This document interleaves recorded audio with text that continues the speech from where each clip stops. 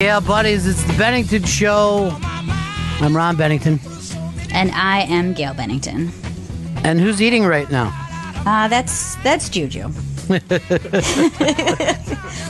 a little loud in the mic. Last night, we were out at dinner, and we kept having to pass the baby around because you could not hold Juliet and eat at the same time. Yeah, she's hit a point where she's like very interested in the world now, which makes things like a little bit more, it's way more fun. Right. Like everything is more fun, but it's also more difficult. I wonder if she thinks to herself, oh, so this is New York. Because we went over to Bill's Burgers and we went underground.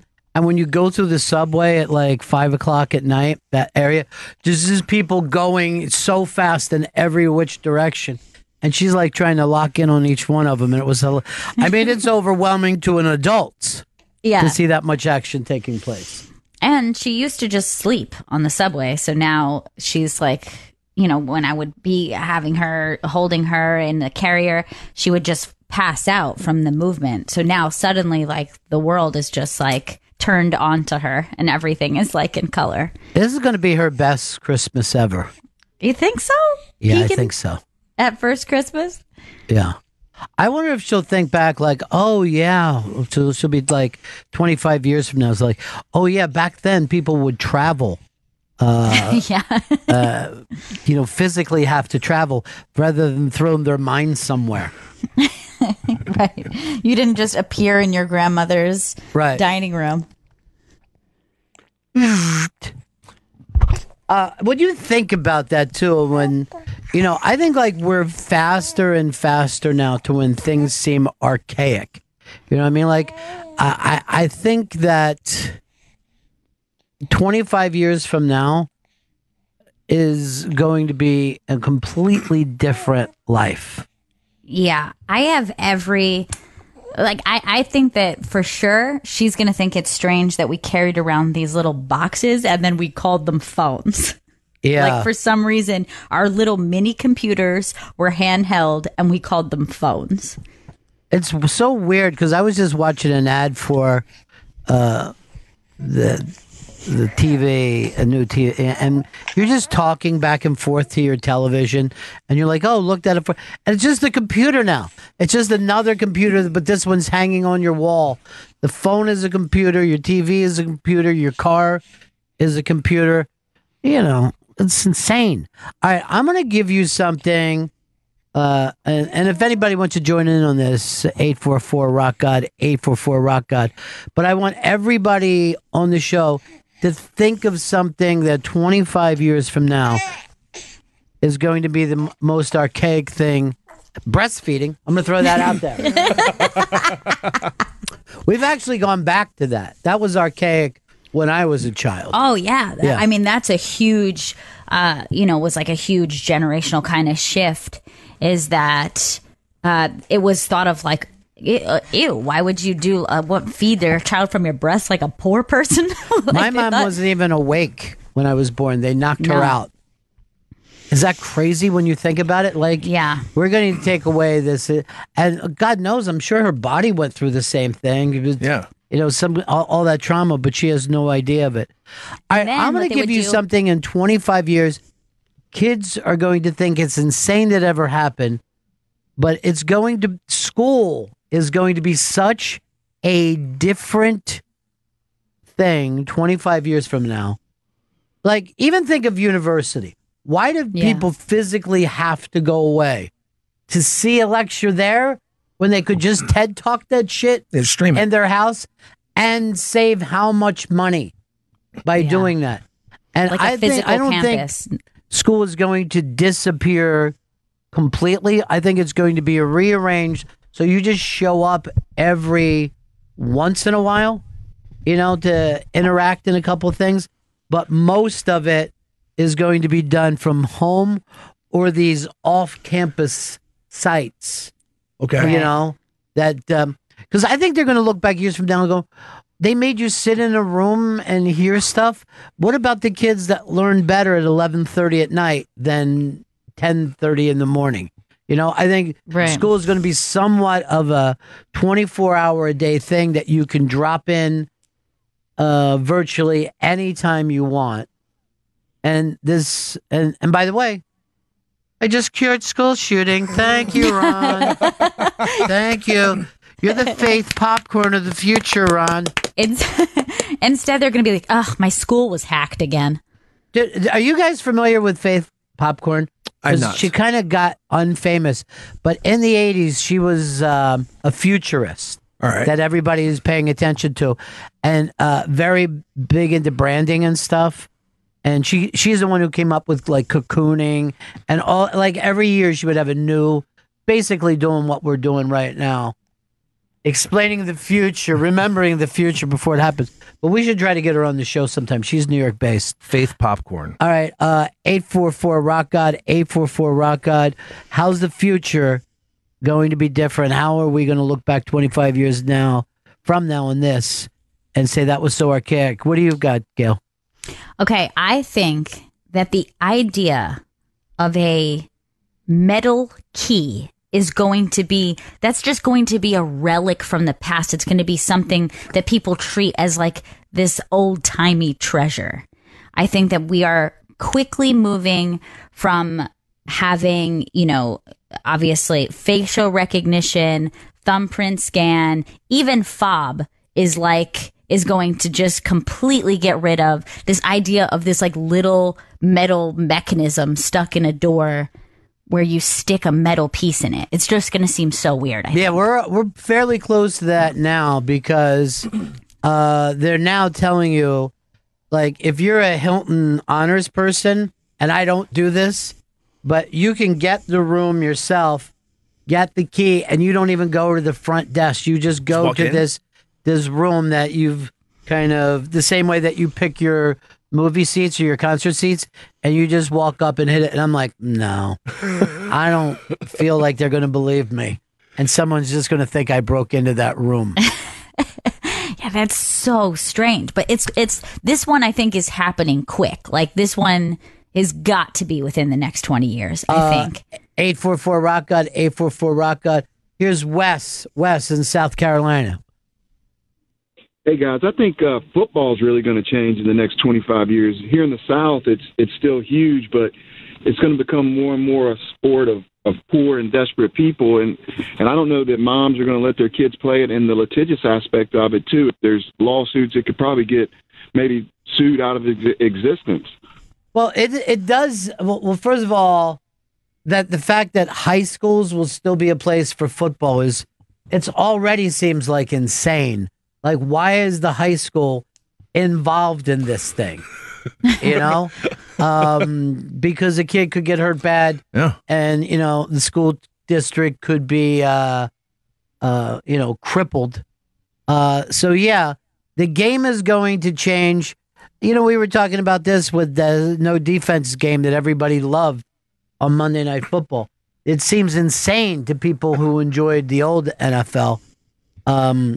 844 Rock God, 844 Rock God. By the way, we've got. I'm going out to see the movie tonight, but the Unmasked is coming up. Stan and Ollie Unmasked, Tuesday, December 11th. Go to the ibang.com. True great guests are going to be there. John C. Reilly and who's the other guest? Steve Coogan. Steve Coogan, two of the best actors that we have today. Here, Lee in South Carolina wants to back you up, Gail. Yeah, hey, Gail's absolutely right. I bought my house 10 years ago. They handed me keys to the front door and all that stuff. Never used it. I've never used a key to my house since the day I bought it. So how do you get in and out? Window? The garage. You just... You just the hit door. Now, do you live alone? What about the children? Well, I'm a truck driver. Uh-huh. I live in Florida. Right now I'm in South Carolina. While I'm on the road, my older sister and her younger daughter, my niece, live at my house. They take care of my house for me. And they don't use their key either. Mm-hmm. We park our cars in the garage.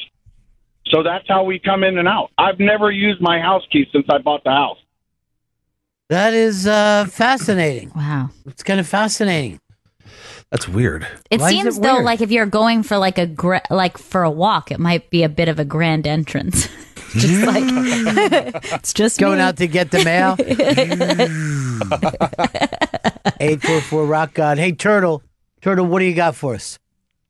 I'm going to say meat, Ron. Yeah. Because, the amount of methane that animals are putting out, the amount of water that we use to irrigate them, and it's stretching resources thin. Plus, the number of vegetarians and vegans continues to grow every year. So I think that, meat will become a luxury item. Where are we on, let's say, percentages of the people that are vegetarian or vegans? Because I'm trying to think right of how now many people. I know Bonnie McFarlane is a vegetarian. There's something that she eats that keeps her from being vegan, but very, very little. I forget what it is. Living here in Iowa, you would think that, it'd be very rare to come across a vegan or a vegetarian, but about 15% of the people that I interact with are in that area. And I'm not, but I've definitely started to move away from red meat more than I used to as I've gotten older. Chris, what do you got? You looked it up. 3.2% of That's adults. all you needed to know. I didn't want your opinion. I saw you with the computer. So only 3% of adults in this country are vegetarians or vegans. Yeah. But I agree with Turtle. It's certainly going to move in that direction. And one day, people of the future will go, those gross bastards. Oh, they were sickening. I wonder what it is worldwide, because I know like the number's huge in, say, like India is like a very big vegetarian. Well, we got the Google box right here. We'll look it up. They love cows over there like they were family. Mm-hmm. They do. 71% of Indians over the age of 15 are vegetarian. Wow. That's shockingly high. Wow. I would have thought like 25%. 71%. 71% as of 2014. And we're 3%. I have a friend who's from India, and she said when she moved here, she started eating meat because vegetarian options sucked in this country, where she says everywhere caters to vegetarians in India because it's most people. So the vegetarian food is fantastic there. And then like here, most vegetarian options are just like, what do you want, some salad or something? Like we just don't have great vegetarian dishes. I'm going to say this, and I'm fairly sure I'm right about this. 25 years from now, Trump will still be president. Oh, no.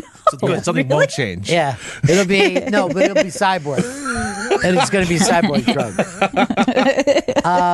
Hey, Craig, what's happening? Oh, not a lot. How you guys doing today? Good. I was thinking about it.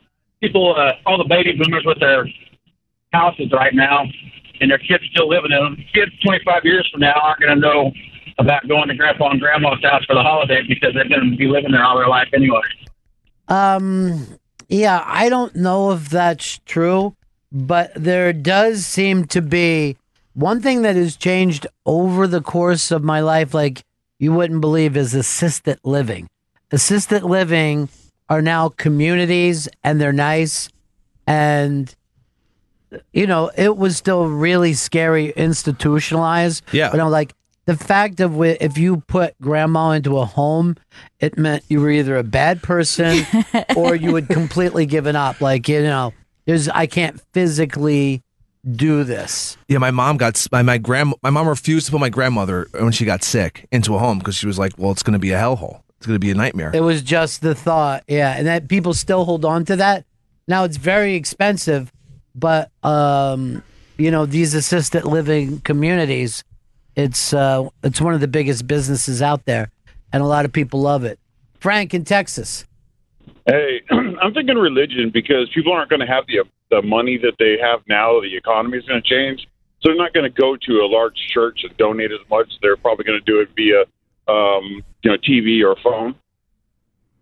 Well, it's but the thing about that physical spot of physically bringing people together is so far the most important thing to religion. Even you have these TV shows and stuff like that to physically show up. But if you think about it, let's say a Catholic church, it's a giant building and it's used for a couple hours on Sundays. You know what I mean? Yeah. Like, do you really need something that big? And I know over at Roosevelt Island, like different churches were using the same building.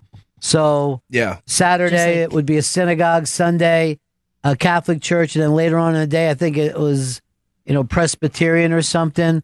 AA, which is a kind of a form of that kind of thing, always uses churches. So that thing that a church just is, when you look at most buildings, the most fantastic buildings in most cities are churches, and they're barely used. Here's our buddy Captain Stacy. Hey, folks. By the way, congratulations on your new world tour, I hear. Oh, thank you very much. I mean, going to Connecticut, that's like going to a whole different country almost. It really was close. I really got to meet some Trumpsters. It was fun for me. So I just want to point this out. All of them had two legs, which I hadn't heard before. Wow. They walk upright like us. We're special people. What do you got, Captain? I think cancer will pretty much be eradicated in the next 25 years. Talking with Dr. Steve all the time about it and stuff. It's mainly just trying to figure out how to turn on your immune system so your body will kill it itself.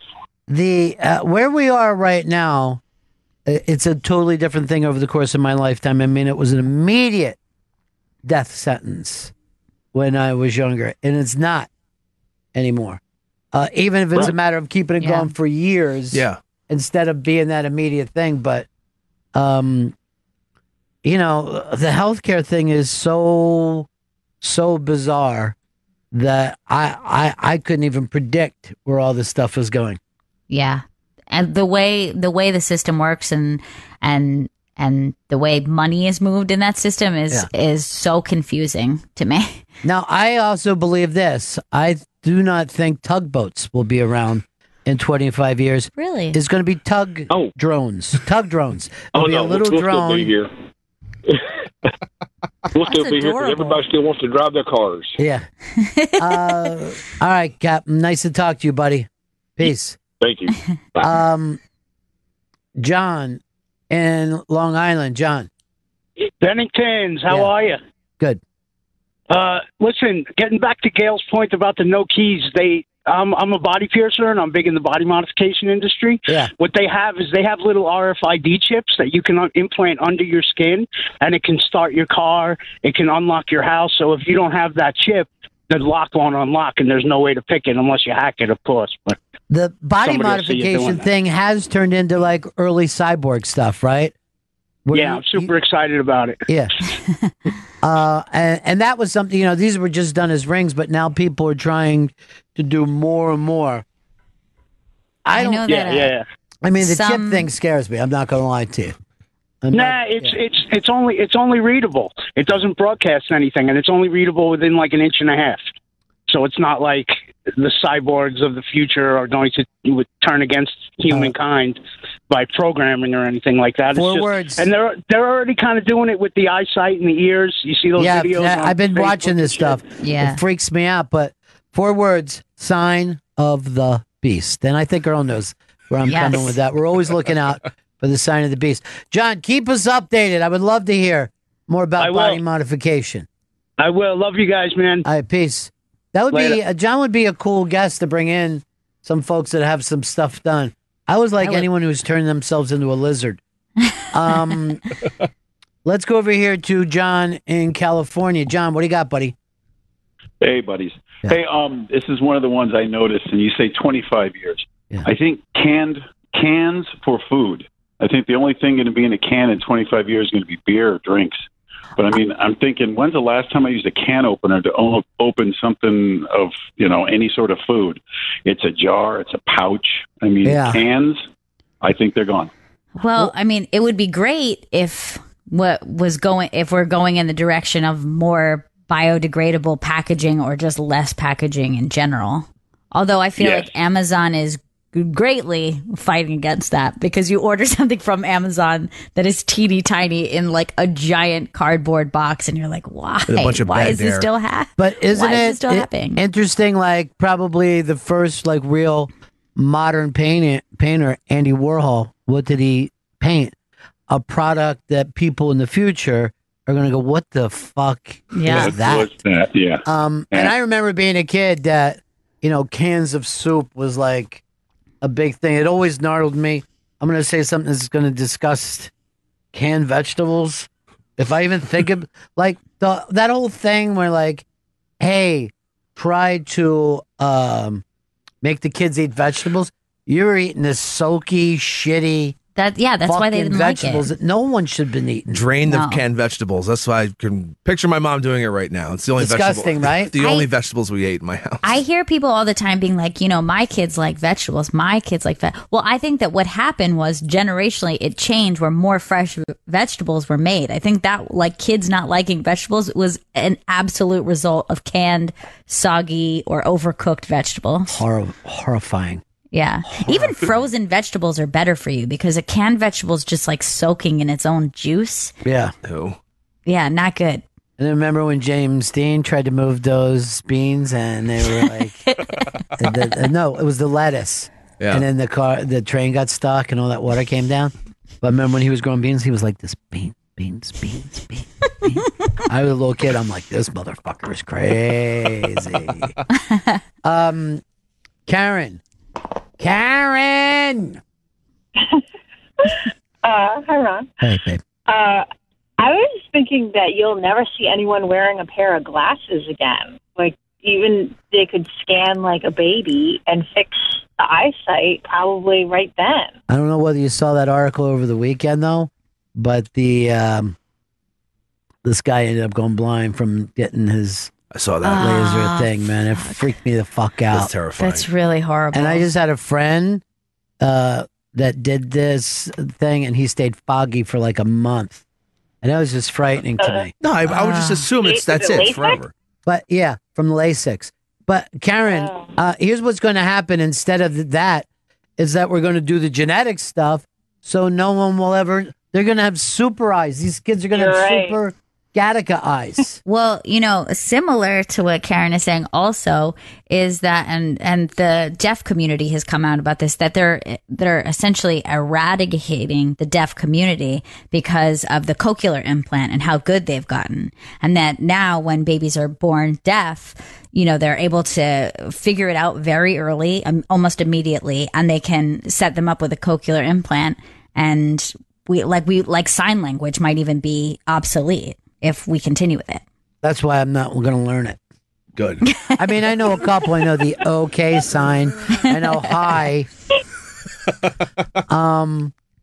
So are you saying the deaf community is kind of bummed about it? Yeah. There was even a documentary about it. Is kind of, I think they follow like a couple people who are doing the cochlear implant thing. And some people really feel like you're born deaf, it's a way to live. You know what I mean? Like that you like to modify your body and put this thing inside your body to hear is like they don't feel like they should be not deaf. They just feel like this is how they're born. And they also have a very strong community. So now they're saying, young people who are born this way can't even communicate with their parents or grandparents who are deaf. That's so wild. Yeah. I know a girl who had two deaf parents, and she could hear. How does that happen? Chris, I don't know. I'm not going to sit here and tell you I'm a genetics expert, but apparently it's not the same as if two Chinese people suddenly had a white baby. It's not the same thing. Because I guess they weren't genetically supposed to be deaf. I don't know. All right. I know one thing. She could go into her bedroom and fuck as loud as she wanted to.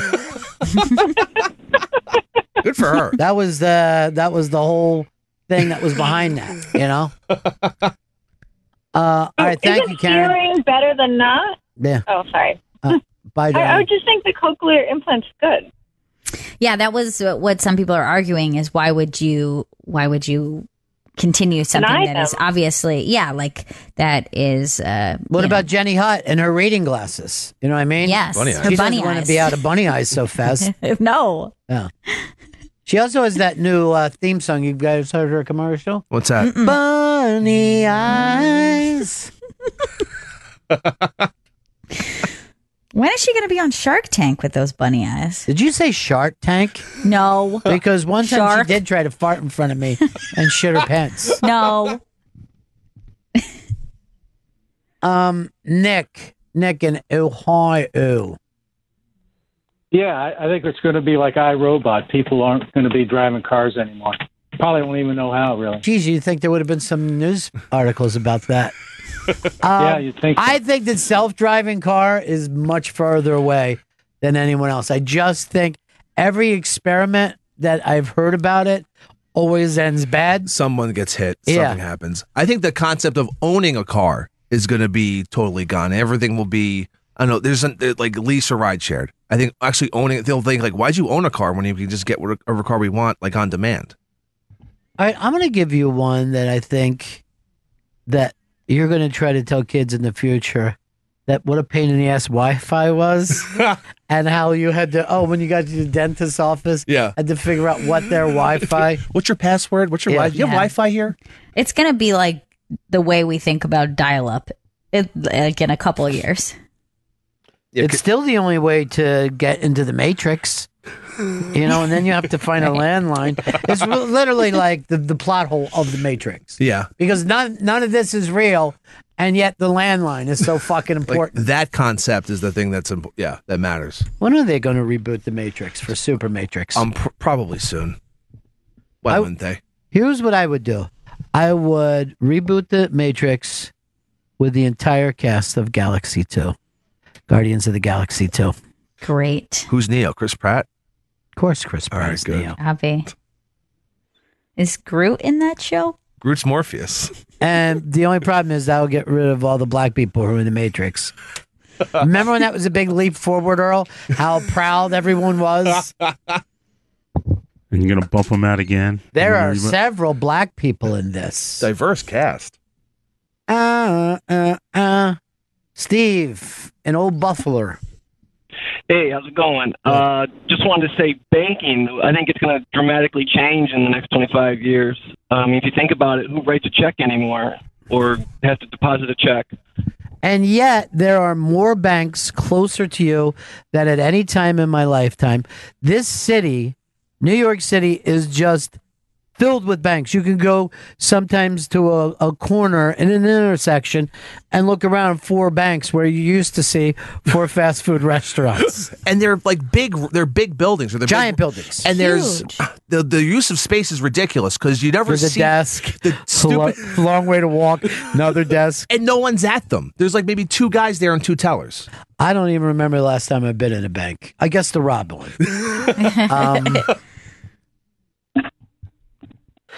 Yeah, I don't understand the banking business. I find it so weird that, and I use cash more than anybody I know.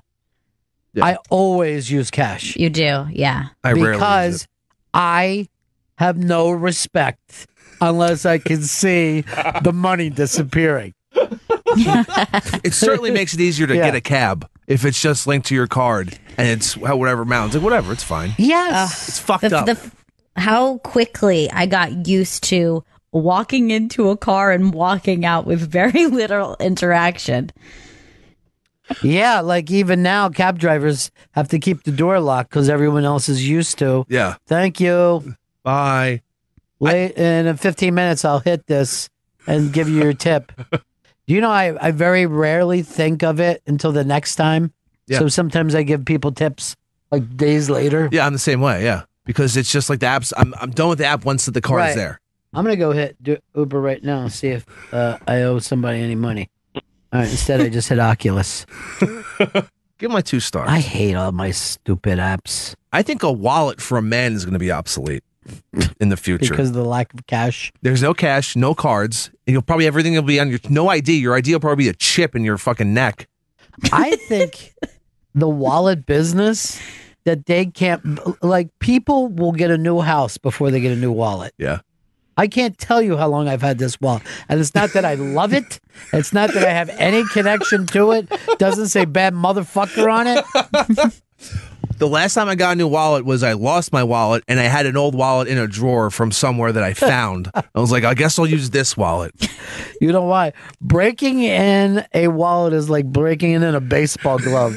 It takes you literally 2 seasons. Because my newest wallet I got probably a year ago, and it still is my new wallet. Like that's how long I had the other one, and the other one was falling apart. It was like a leather wallet, and I just kept it. Like it's just in a drawer because I was like, what am I going to get rid of this thing? I spent many years with it.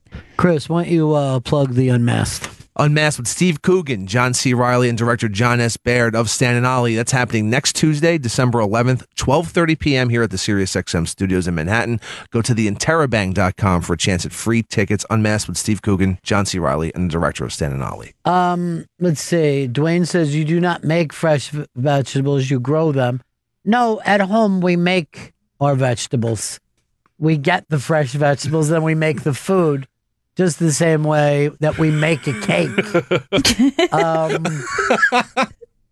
John in Thank Buffalo. you. Next. Hey, I've got a couple things that are going to be gone in 25 years, but a quick wallet comment. Why is it they're on sale, buy one, get one half off? Who needs 2 fucking wallets? I never understood that. Well, what'd you want? Half a wallet? Exactly. It makes no sense. 25 years, magazines, terrestrial radio will be history, as far as I'm concerned. Well, here's the thing, and magazines have already, and I can't tell you how much I love a magazine or the last time I bought one. It's been a long time, and I remember last time I bought one was I got on a plane, and wanted to have something to read, and couldn't believe, like, I don't know what was, like a Newsweek or something was $7.95. They're ridiculous, and it was so thin. I think The Economist is $9 or $10. But let's say this about terrestrial radio.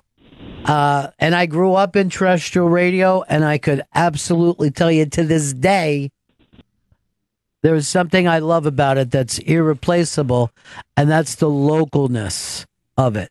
That if you are living in Kansas City, and where else are you going to hear guys talking about the mayor of Kansas City? You know what I mean? Yeah. Like, sports radio locally is totally different than the national ESPN thing, because they don't live and die with the Dolphins. There's no emotion. Yeah, no when you live, if you're in Pittsburgh and you're listening to Pittsburgh sports radio, and these guys are crushed because they're out of the fucking playoffs. So I think I get the fact that no one's going to want an FM radio any more than they want, an AM radio. It's something for elderly people. But that style of radio is so much more powerful than if you're sitting around talking about Trump and the Democrats. When you're talking about your local commissioners and what dickbags they are. That's really, really strong community stuff. And it's... I'm not going to say that it's irreplaceable, because maybe it means a lot less to people, Maybe the fact that anybody watches or listens to anything other than the time they want to do it is, gone. But that hurts community as well. I think probably the internet affected being able to be connected to everywhere else outside of your community, right? So so that everyone becomes more interested outside of their community and less interested there. Well, your community becomes something else. Your community are people that love Batman movies. You know what I mean? Or your community becomes gay kids, and as it's really great for if you're a gay kid in Montana, to suddenly be able to talk to other gay kids. That's a tremendous leap ahead. But then on the other hand are you connected to Montana anymore? That's what you give up. You get something every time. You give up something every time. So these communities are certainly sub-communities. Yeah. And that may not be the most positive thing for a country. I don't think it is, because I will tell you that when I was pregnant, I signed up for this thing where it was, where moms connect and talk to each other and forums and stuff. And I was like, oh, this is perfect because you really need a lot of support. You have a million questions. And immediately I was like, holy shit, this is not for me. I found it to be just like, one, really overwhelming, and two, cruel, just like every other, just like every other way that people communicate on the internet, whether that's social media or like different, forums and shit like that. It's like there's no empathy for each other. So if people disagree with each other, they're just completely nasty and judgmental. And then I was able to connect with women in my community, and I was like, oh, I would rather have access to like 2 or 3 other moms who I'm close to talk to rather than a million, because it was, I thought, just really overwhelming and just like a shittier, it's not real connection. I don't know whether you saw this viral thing with Pete Davidson where he's basically saying, I don't care how many people tell me to kill myself, I'm not going to do it. Now, we've all seen Pete.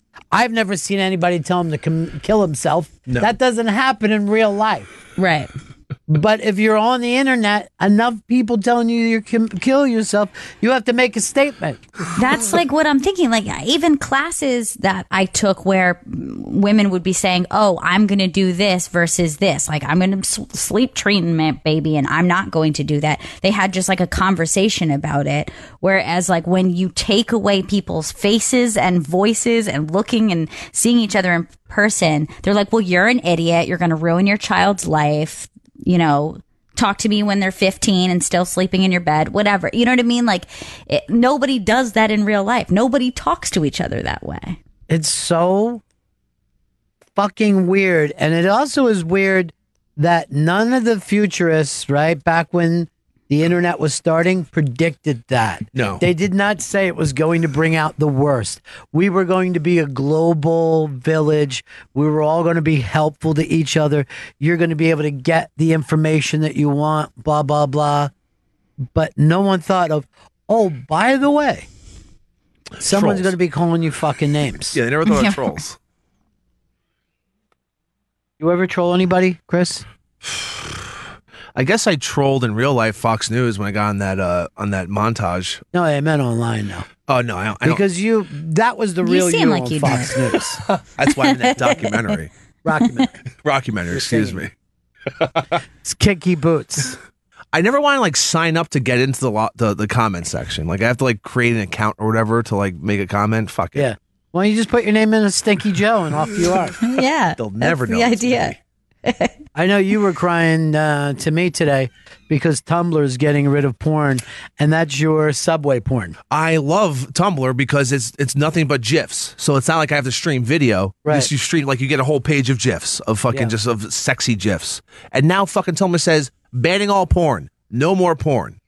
No more porn on our well, platform. They lost something, right? Apple or somebody. They got their app got kicked off of the Apple Store for because the app gave people like bad content or something because their content filters were bad apparently. So they weren't protecting their porn. There was dangerous porn exactly on there, snuff films or underage people or whatever. Because this wide open internet that everybody used to brag about is certainly not true. Not anymore. But why couldn't they just get better filters? I don't know. Maybe they didn't want to go through the work of getting better filters because the filters are usually. Help me with this. Yeah. How does Tumblr make money? You just sit there. You're watching free GIFs, right? Yeah. You're not putting any money in anybody's pocket. I'll be honest. Not only do I not know how they make money, I've never understood even what it was. That was one of those things where I never understood when somebody's like, oh, it's a Tumblr account, and I would look at it and I'm like, this looks like nonsense to me. Like I see one little piece and then the comments just looked crazy. I never got it. It's very confusing. I never really used it much other than to look at porn. But I don't know how they make money. And I think Yahoo bought them. What else do you do on there besides look at porn? I think people like it's like a social community and people like tag themselves in like pictures and posts. I never understand that. I don't So either. could you have Chris Stanley's Tumblr page? Yes, I could. You're just like, hey, here I am with my dog. Yeah, here's my dog. Here's a picture of my dog. Don't fucking troll it. I always thought that was Facebook or whatever. Go ahead, Earl. Yeah, I have a Tumblr account. That's basically where you do. that's where I post basically like the majority of all my pictures. All right, let's look it up. Tell everybody what your Tumblr account is. E Douglas 528. Tumblr? Tumblr, yeah. Why are you always 528 no matter what you're doing? Just easy to remember, and it's my birthday. You're big. All right, so there Earl is. He's taking the picture of, it looks like an old train, Earl. Yeah, that's the holiday train that's running on the F line throughout December. And then there's two, it looks like toddlers naked. Why do you have that up there, Earl? There's no nudity on here. This should be private, Earl. Or just not exist at all. There's Yeah, side it's tit, Chris. big ass. What's Nice. that about, Earl? Angel porn, it looks like. That is that's the street art on at FIT. That's Fashion filthy. Institute of What Technology. if children see that? Ban this. Would this be flagged for adult content? I've never been flagged. I've been on it for years. I would like to see somebody flag BuzzFeed for childish content. Yeah, so Tumblr's now banning all porn, trying to get back onto the Apple Store. Earl, do you have Big A's account where he puts his pictures? I don't. I follow him on Facebook. His pictures are great. Yeah, I know you're a fan. And I'd like to, get that gallery show at the Hard Rock that we were talking about. That'd be beautiful. Maybe you can get us all free headphones, or like you did last time. That'd be nice. What happened to that woman who had everything wired up for you? Your manager. Yeah, she was working with Big Mel. A's? No, this is a Big A's. This is still Earl's. I'm still looking nice. for Big A's. Earl took a nice picture of a tree there. Look at those dogs. One's looking this way and the other one's looking this way. So what?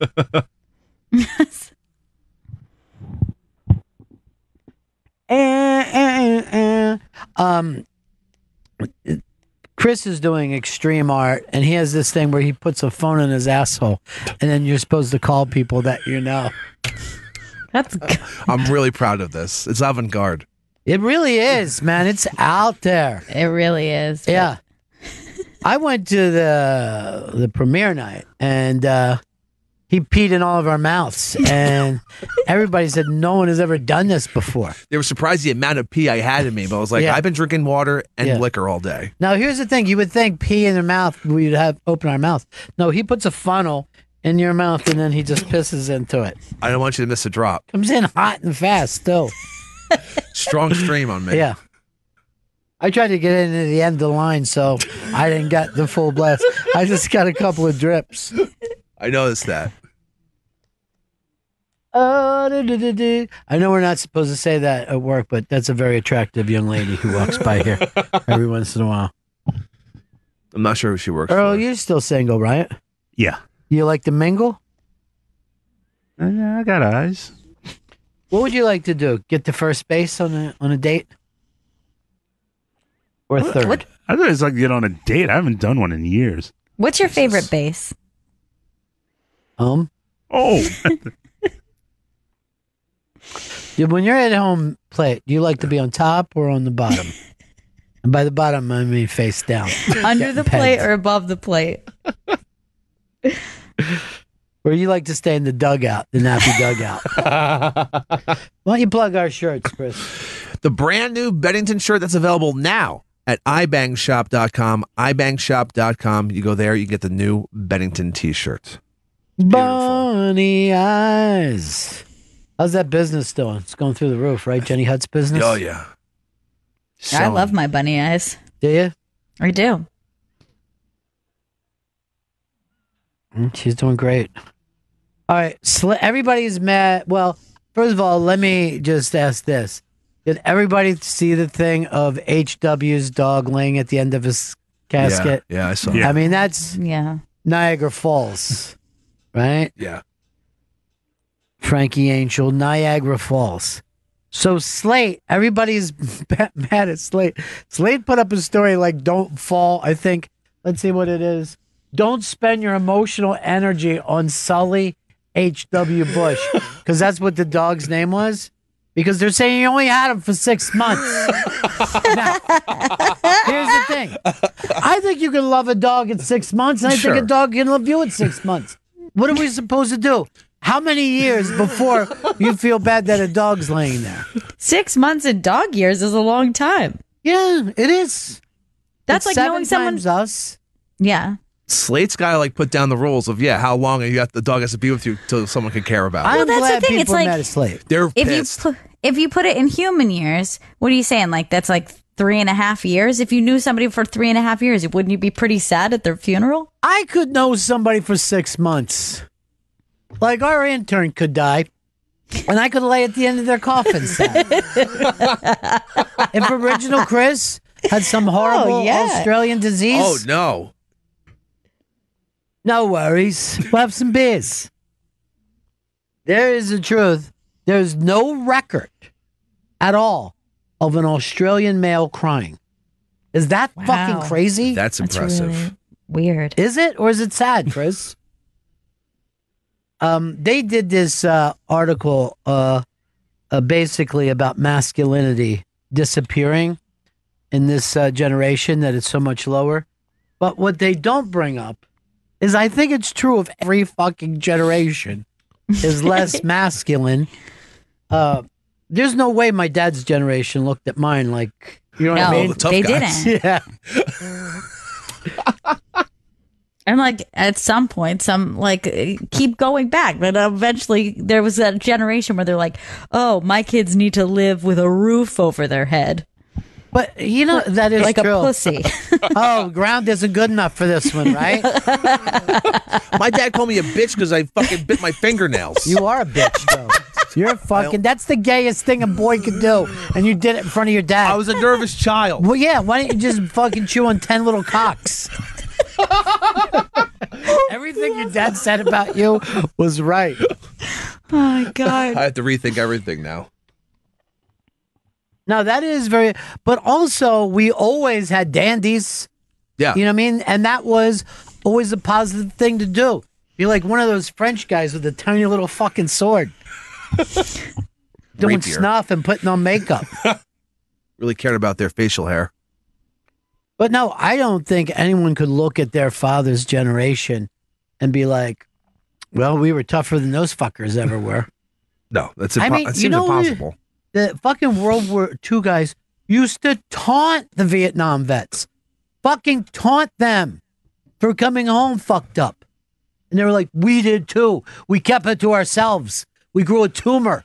We didn't go around fucking eating drugs and fucking whining about it. And then the Vietnam guys are like, looking at fucking Gulf War going, what are you fucking kidding me? You don't even have any jungle. You fucking fly in and out on regular airplanes.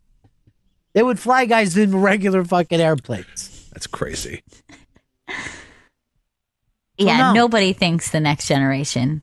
Nobody. Well, look at the Civil War. Look at the Civil War guys.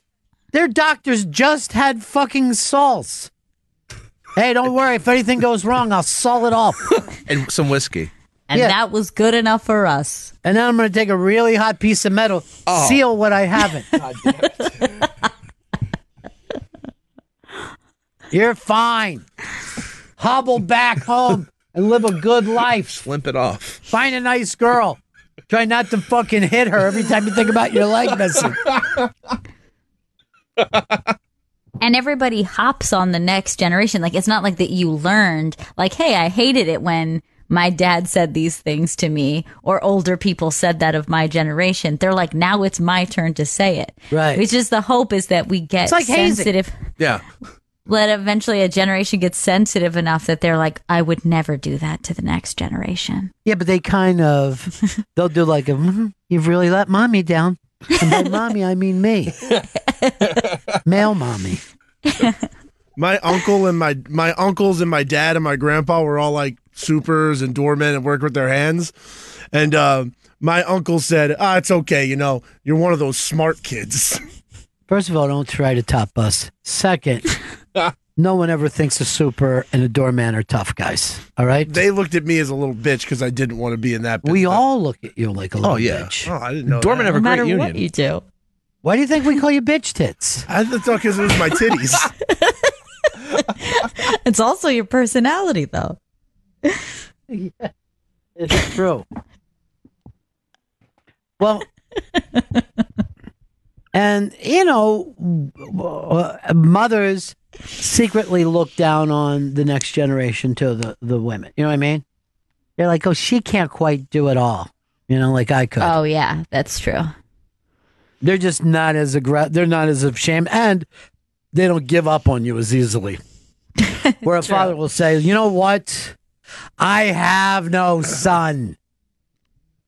Yeah, like there might be judgment, but no mom disowns her daughter because like she didn't learn how to knit. Right. There is judgment though. It's like, I remember when your aunt used to fake a fucking headache every time it was time to do dishes. And they would just laugh about her.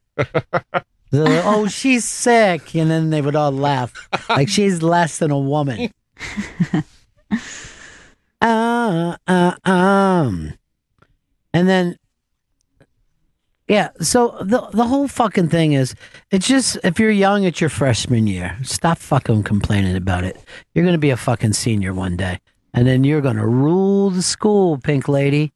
But for now, you just got to get your ass paddled. That's right. Right now, you're going to fucking say, thank you, sir, every time we spank you. Because we're going to die before you. So stop fucking whining. Freshman bitches. Air raid, freshman bitches. So air raid or it's your ass. And then you have to act like you're sizzling fucking on bacon on the sidewalk. Which every time I watch it, I'm like, they're in Texas and those little girls have to lay on the sidewalk in their shorts. That's going to fucking burn somebody. But I'd rather take a paddling. I'll tell you the thing that I do judge people younger than me, that they'll fucking put one of those fucking backpacks on like a fucking toddler. I can't look at anyone do that and feel like there's a real man. I fucking would put a parachute under my arm just so I didn't have to fucking go walking onto a plane with one of those things. And some of them are quite large, and I'm not sure what the fuck is actually in them. It's better for your bag. You know what's in there? The masculinity that they fucking... Unpack it. Yeah. I don't want to come off sounding like Nick DiPaolo here, but their masculinity is lacking. Boom, boom, boom.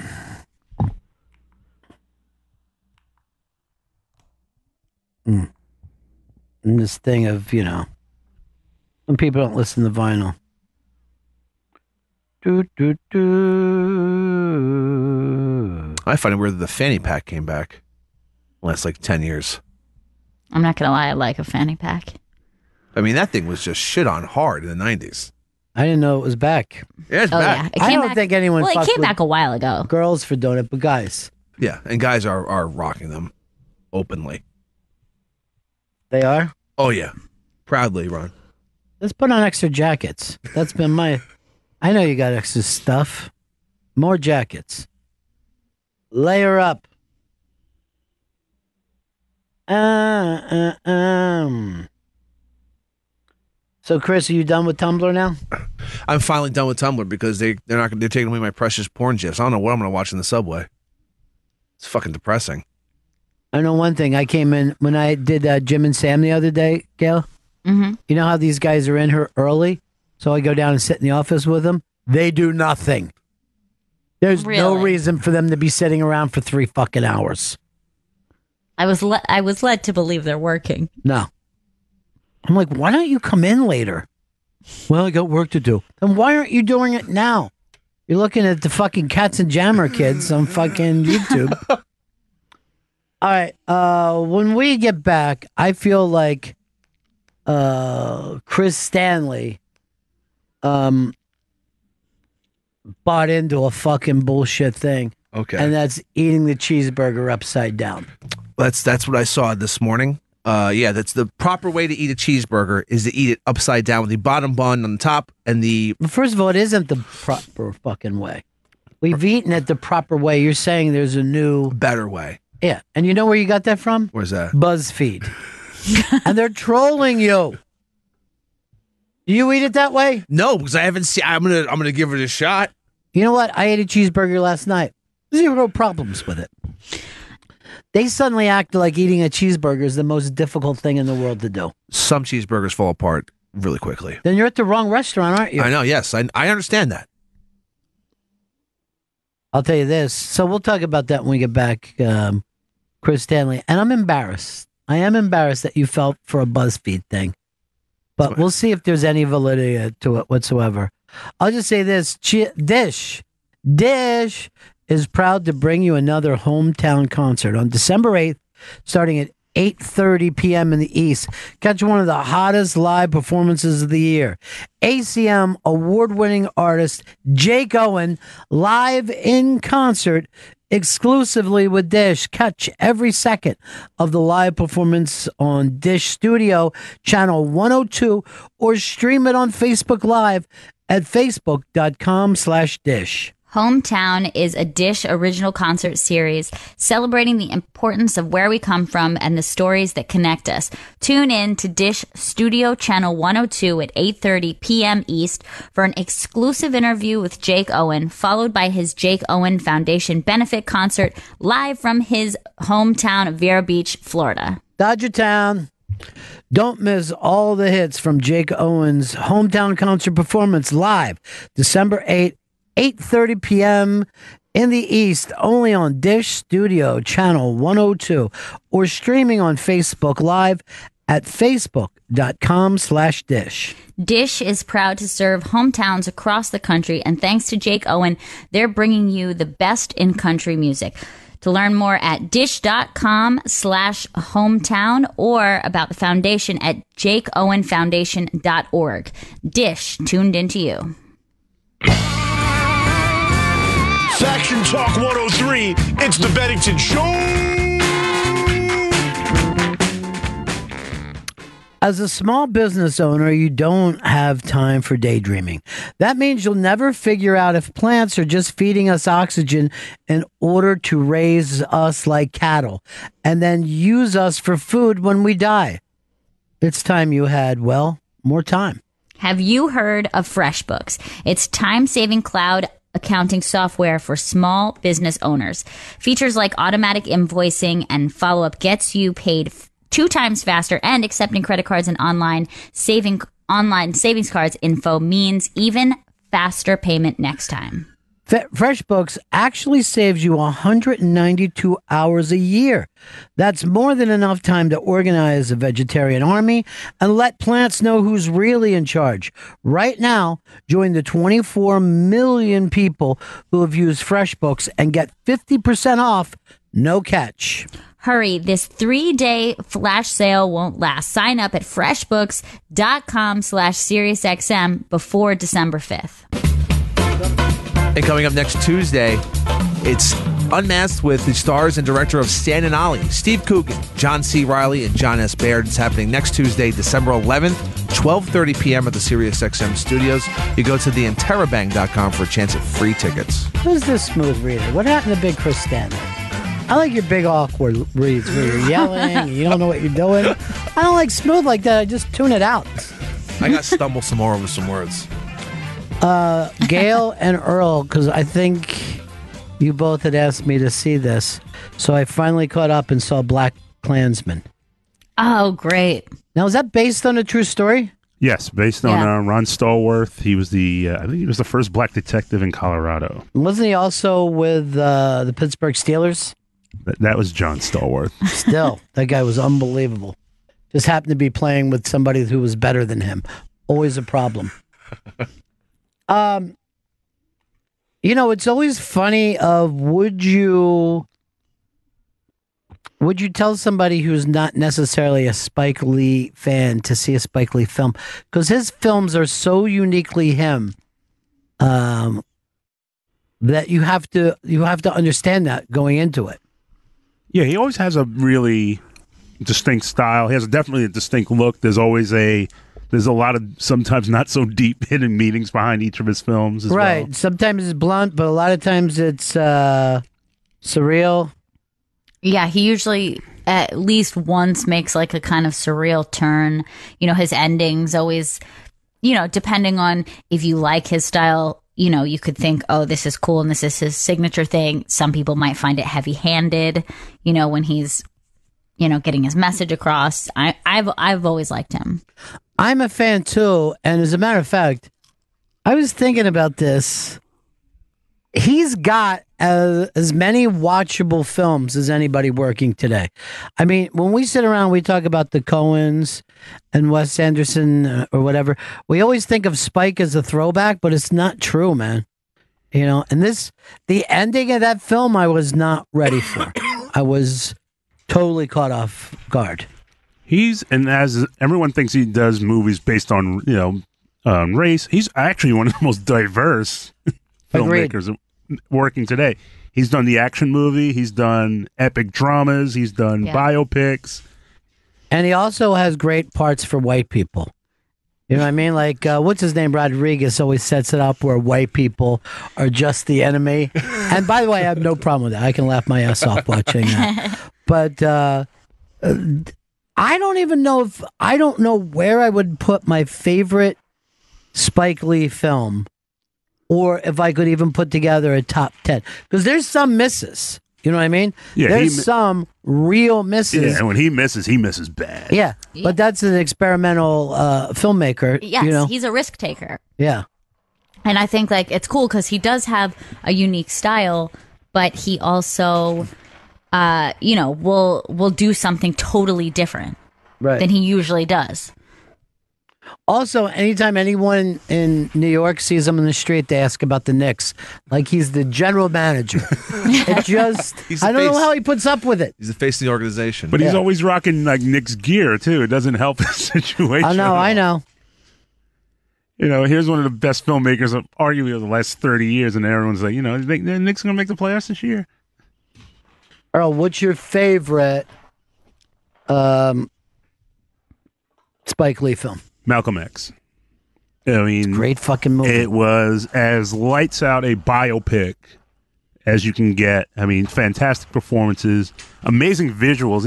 I think it was like one of the first films ever done where they went to Mecca and filmed it. They filmed it at, but it went from Detroit to Harlem to Mecca, back to New York. Denzel, I think it was his best role as an actor. Should have won the Oscar. Should have won the Oscar. And the funny thing about that film, you could be anti him as much as you want, but you fucking pull for him watching that movie because it does a really great job of letting you know why he got to that point. Never is preaching at you once. He's so fucking cool in this film. Yeah, he just let the story tell itself, and you just saw the transformation from basically a street guy to this really righteous guy, and then righteous angry guy, and then he was like kind of pulling back a little bit and saying, you know what, we need to work together. The shooting scene is it's horrifying. You know what I mean? Like that whole build up, the drive on when he takes the ride over and they're playing Sam Cooke underneath it. It's an amazing sequence. Yeah, it's unbelievable. All right, what about you, Gail? What's your favorite? Spike Lee? It's really tricky because I have probably 3 favorites, but I think you have to say Crooklyn. Can I tell you this? I would have picked either one of yours. This is my favorite. I love Crooklyn so much. Crooklyn, I mean, the kids in the film are so strong. It's just the way Brooklyn looks and feels, the family as a whole, and their whole dynamic is just unbelievable. I think it's a really, really fantastic film. But I'm telling you, I have a hard time because there's so many that I could pick that I am a huge fan of. But the craziest thing about, you would think that I would have nothing in common with the children in Crooklyn, and those kids might be as close to my own personal feelings about childhood as any movie I've ever seen in my life. I don't know what is so damn real about those kids to me, but they kill me. The living room scene where they're watching TV and just singing along, and the music in that film is so great too. And the way he shoots it, and the way Maryland looked different than Brooklyn, they had an entire different kind of cinematography to it. Unbelievable. So easily, either one of you two guys could have been my number one Spike Lee film. What about for you, Chris? My favorite and one I probably watched the most is 25th Hour, which is I think he ate some shit for the. No. That's a very well respected film. Is it? Yeah. Why would you say he ate shit? I feel like I heard people criticize him for the montage when Norton's doing the long. You know why? Because they thought it was more like Do the Right Thing. They thought it was he kind of lifted from himself. By the way, is that a problem? The Kinks do it. I don't. Yeah.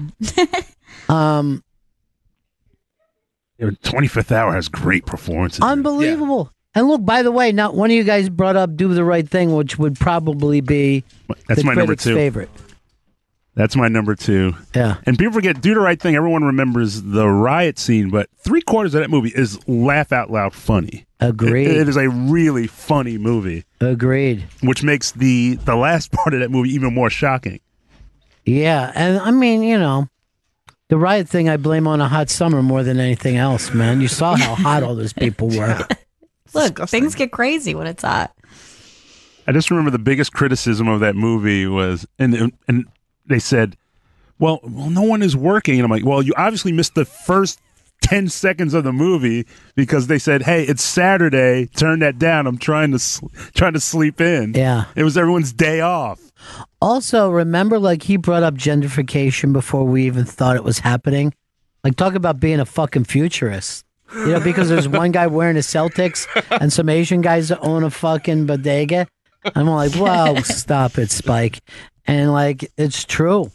That whole place changed. It really did. And I think Spike hurt because I thought he helped gentrification because he made those houses look so fucking cool. Yeah, they were great. He did. And he left, which I think doesn't help. He lives on the Upper East Side. At least he did, last I heard. Is he still up there, Earl? He does, he's still on the Upper East Side. His offices are still in Fort Greene. But how they did move them. Yeah. Like it was like a different section. They moved them over. But yeah, they kept the offices there. All right, let's go to Vito. It's He Got Game for me. It's my favorite basketball movie. It's my favorite Spike movie. Like, I watch that movie at least twice a year. Only thing I don't like about it is I always found the ending weird with the ball.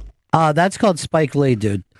All of his endings are weird. That's what I just said. It was like, I think some people have issue with that, but I think that's like kind of his signature thing is like the kind of way he flips it in the end. And some people might find it heavy-handed or weird or, out of left field, but I always think it's like a pretty cool signature thing. He does that. I mean, he almost every film, and obviously this last film, Black Klansman, that is a crazy, different, weird Spike Lee ending, and that's what you get. I mean, there's so many things that don't make sense in He Got Game, so you got to just see the whole thing as, a metaphor. Yeah, and it's like it takes like real digs at the NCAA. It takes real digs at how players are basically college players are used, because everyone's making money except them. But it's almost a little bit ahead of its time because after social media, I think people talk about basketball more than ESPN ever talked about basketball. And ESPN is almost playing catch up now. You know what I mean? Where suddenly they're having more or less street guys talk about basketball. And, and they made it, they tried to catch up with it. And another great Denzel performance, which is a little darker than he's usually, usually he's like this, noble. Yeah, cool he's guy. a selfish fucking guy. Yeah, and he's not you don't root for him the entire film, even though you're supposed to be rooting for him. Well, what's the name of the other jazz film where Denzel's not a great guy? Mo Better Blues, which has fucking great movie. Killer soundtrack, killer cast. I think Wesley Snipes, who's basically a good guy. He's the rival, but he's also a good guy in this movie. Every movie that we've talked about is just fucking so great. I also have to say, like, She's Gotta Have It is such a great unbelievable film. It's his first feature film, and it's like black and white and just so weird and dude, and so cool in the way, again, like the way he shoots Fort Greene in it. I haven't seen that in years, but that was the indie film that set up the fact that we were like, okay, that young indie guy, we started to look for one every year after that movie came out. Hey, Mike, what's up?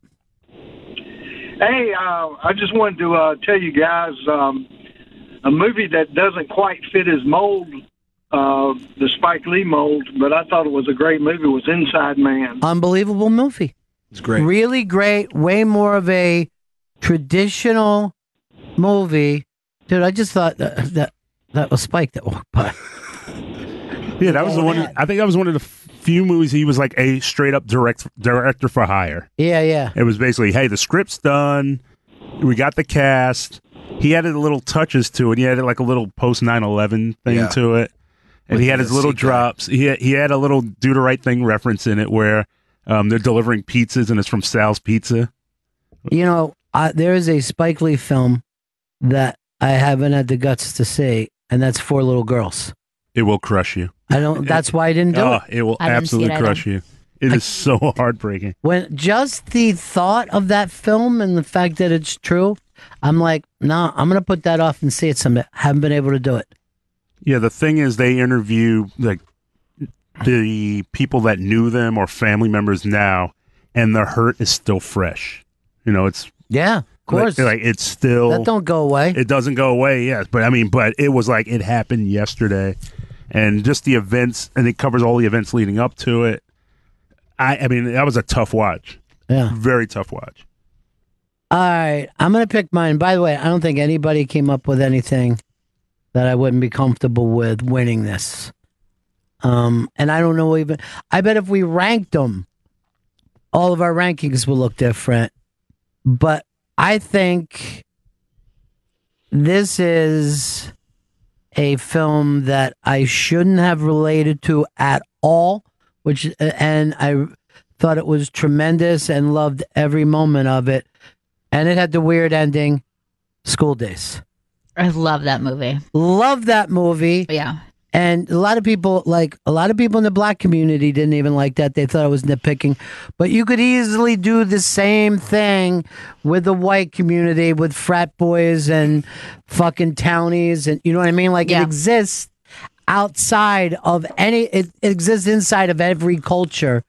Right. That movie was fantastic. I think it says so much just like that segregation is going to exist within any community that we set up. Like we're always going to say, if you have this, you're better. If you don't have that, it's worse. It's like our nature.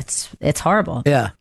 The confrontation between I think like the Lawrence Fishburne crew and the Townies, which I think had Samuel L. Jackson playing Sam Jackson, when we didn't even really know Sam Jackson the way we would a few years later, and he was so fucking scary in that, and he woke those guys up because they were the real black brothers, right?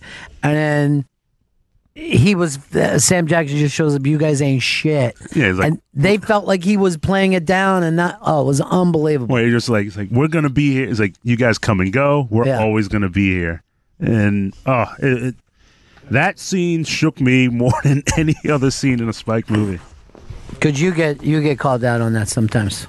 You know, because you're so... No, it gets, this is the debate that's been going on it's beyond me. It goes well past that. Yeah. And again, it exists with white people and rednecks and, fucking country club people, the whole thing. I mean, it does exist in every culture. Vito knows this with the Italians. The Italian League hates stuff like The Soprano. Other Italians are like posers pretending that's their, that the mafia is their thing. And then there's the real fucking dudes.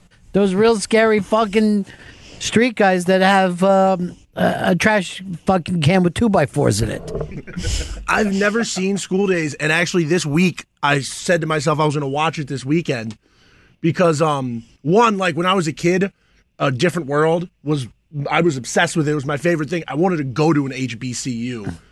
So like I really want to see School Days this weekend. Why don't you watch Green Book instead? Do something, okay? Fucking learn about a little bit of history for All yourself. Right, I'll go see Green Book.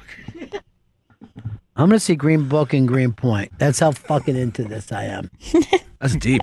Thank you, Chris. I'll go with my black friend to go see Green Book.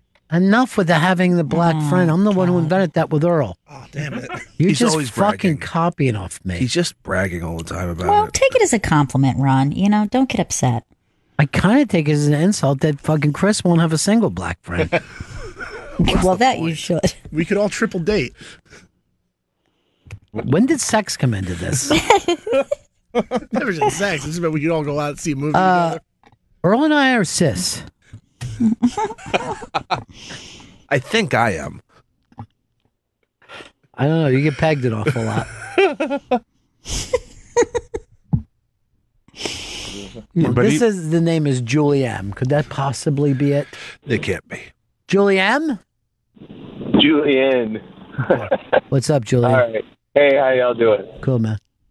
Wake up. Wake up. Yeah. Hey, I heard y'all talk about him, but I just wanted to say I like Mo Better Blues a lot, too, and Malcolm X, you know, because of the historical significance of it and all. But I didn't see Denzel's character as being such a lowlife. I mean, he was carrying Spike Lee, his friend. He just told Wesley Snipes' character, hey, get your own band if you want to do your own thing. And when you're in my band, this is my band, you know. So, but I don't know. He's not a nice guy. I didn't say he was a lowlife, but he's not a fucking good dude in that, you know? Yeah. And the Anyway, ending I really is like so Malcolm X, sad. You know? Yeah. Oh, But yeah. I appreciate y'all talking about this stuff too. It's a good topic, and I've been listening to a lot of Unmasked lately. Thanks for making those too. It's one of my favorite things right now. What's one that you really dig, dude? Last night I listened to the Stephen Merchant one. I liked Patrice O'Neill's was really dope. Gilbert Godfrey, Yeah. good one. There's so many good ones, man. And, Yeah, and you I know, like the long interview format. Thanks. Thank you, buddy. I appreciate it. Hey, Julian? Yeah. Pretty good prize closet for you, okay? Yeah. You know what? I'm going to tell you the truth. I got up not feeling so good about myself today, and a guy like Julian reminds me I am a really special guy, you know? You are. And you know what? Julian. If I make one good friend this Christmas season, it should be me. That's the friend that I need to make right now.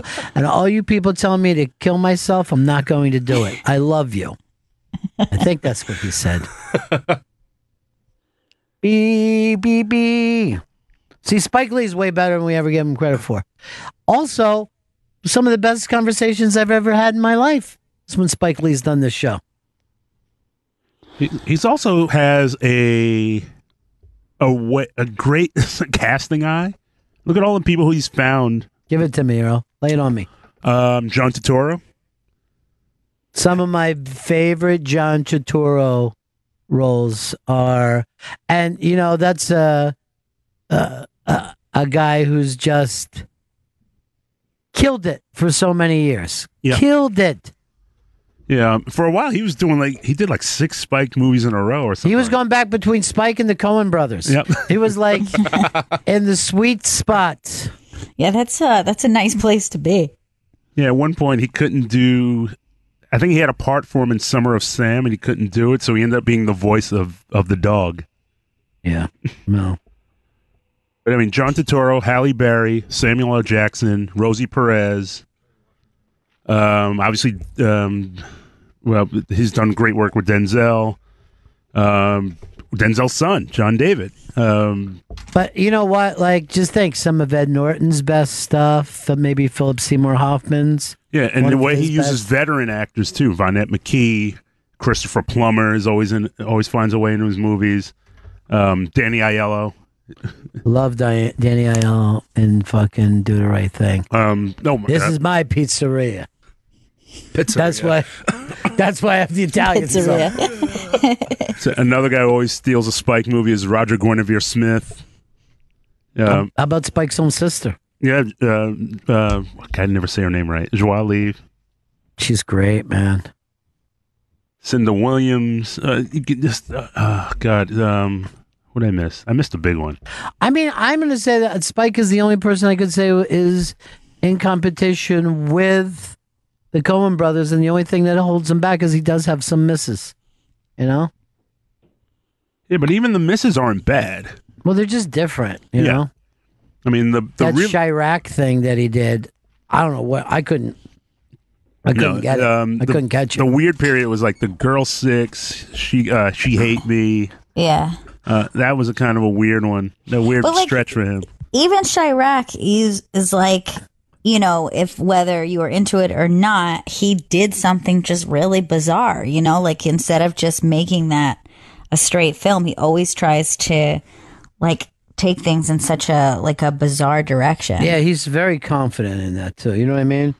Like he doesn't put a big toe in. Plus he was remember when he quizzed me about the Lysistrata thing? Oh yeah. Or no, it was like something like I said something about the Peloponnesian War, and he's like, "Yes, very good." I felt like I was back in school. Yeah. I was like, "Oh, I got points of Spike for for knowing a Lysistrata reference." What was the other? It was kind of a crack movie. Clockers. Clockers is so fucking good, man. Clockers is super intense. And you know what? I mean, this is the truth because we didn't bring up Jungle Fever. You know what I mean? Clockers probably doesn't even make his top 10. And it's a great fucking watch. The kid fucking drinking Maalox all the time. That's a Mekhi Phifer, another fine. He's unbelievable.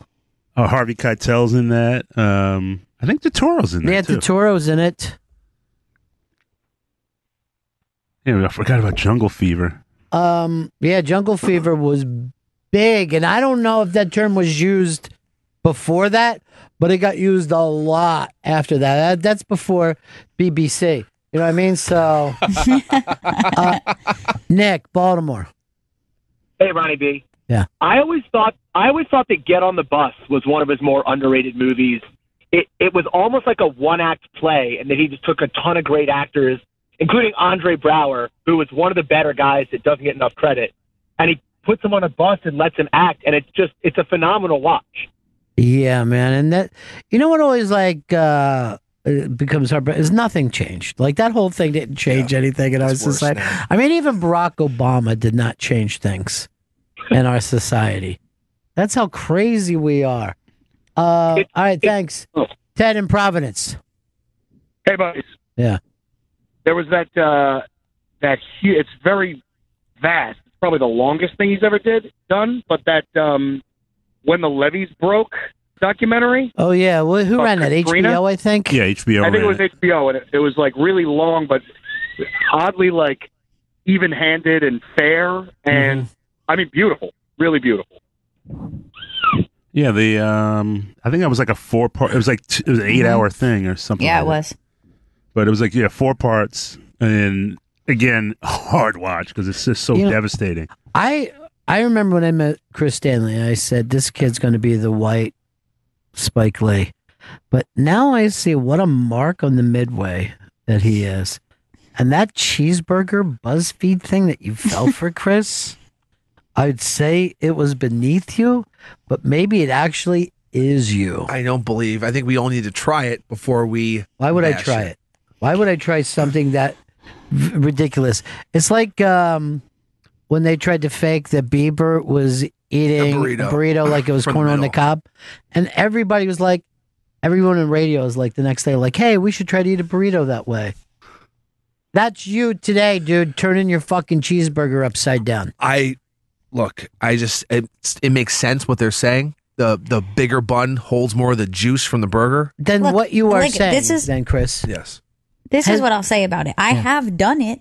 I have done it, but that's because it was like a poorly made cheeseburger. That means it's like such a sloppy cheeseburger that like they haven't thought about the logistics of eating it. If I have to eat it upside down, I'm not happy about it. Look, Chris, what you're saying is maybe a cheeseburger should have a thicker bottom. That's something that adults, citizens of the United States, Christians could sit down and discuss in good faith with each other. Yeah. But turning a cheeseburger upside down and acting like the world, I think Seinfeld covered this very well with cutting a candy bar with a knife and fork. That's much more ridiculous than just turning it upside down and eating it. You won't look ridiculous. No one will. You are fucking ridiculous, Chris. You're ridiculous. And you turned your back on this country when you started dating a Costa Rican. And this is where it's ending up. And I know it was going to end up somewhere strange. Look, they call this Costa Rican style, eating the cheeseburger upside down. Talk about jungle fever. You have it for the actual jungles of Costa Rica. A tropical fucking rainforest. That's where, yeah, that's where your girlfriend and her Pittsburgh family crawled out of.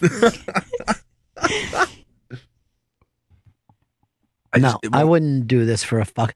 I would take that sloppy cheeseburger and throw it against a fucking window and say, "This is what I think of your shithole." That's a waste of a burger. There is a famous New York place that I won't eat in, although New Yorkers will tell you it's a good, because it's too sloppy of a fucking cheeseburger. Which cheeseburger? I'm not going to fucking badmouth them. I'll just say this. I believe it originated on the Upper East Side. And I've had friends like, oh, we've got to go there. I've been there twice. The first time I thought, oh, maybe I'm just at a bad fucking place. But now I've changed the name from Jackson Hole to Jackson Shithole. I'm not going to give out who they are or what they've done. But I'm not going to be in a fucking sloppy burger. Now, I think that the place called Five Napkin Burger is lying, and it actually isn't. Like you think it's going to be a really sloppy burger, and I would say moderate sloppiness.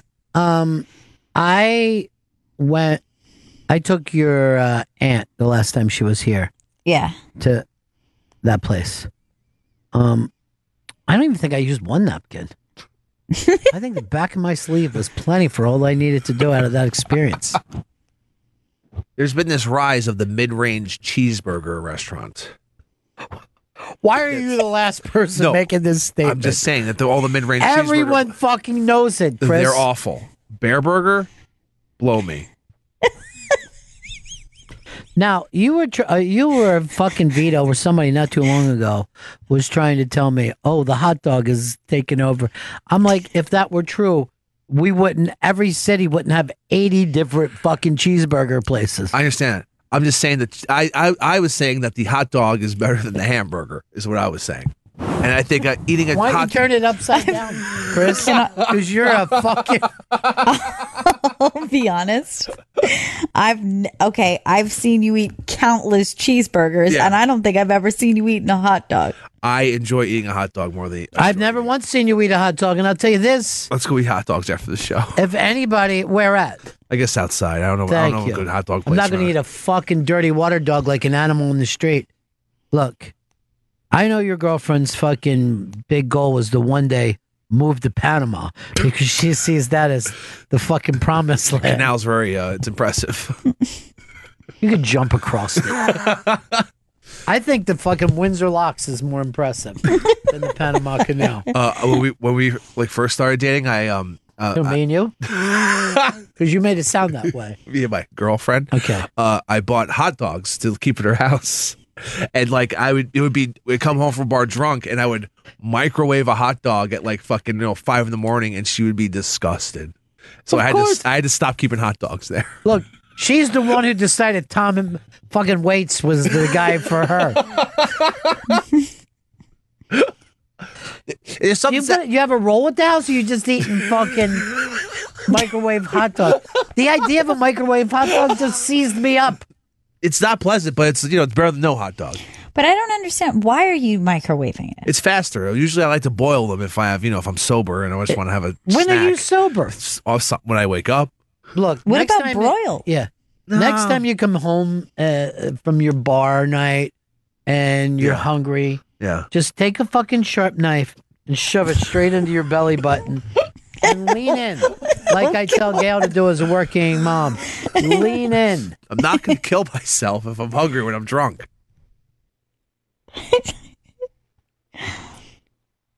I'm just saying, you'd be better off doing that.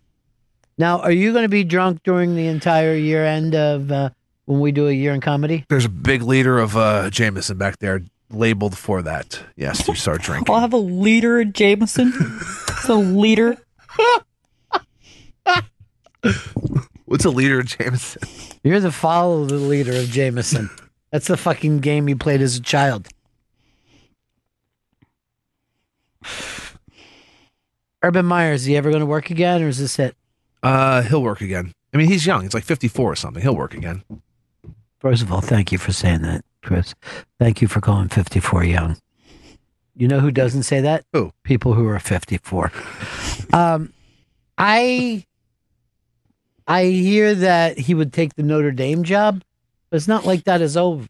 That team went undefeated. Yeah, they're in the playoffs. He has ever coached in the NFL, right? No, but he couldn't coach in the NFL. He's a fucking child, fucking Mulder. Oh, yeah. No man is going to listen to Urban Meyer.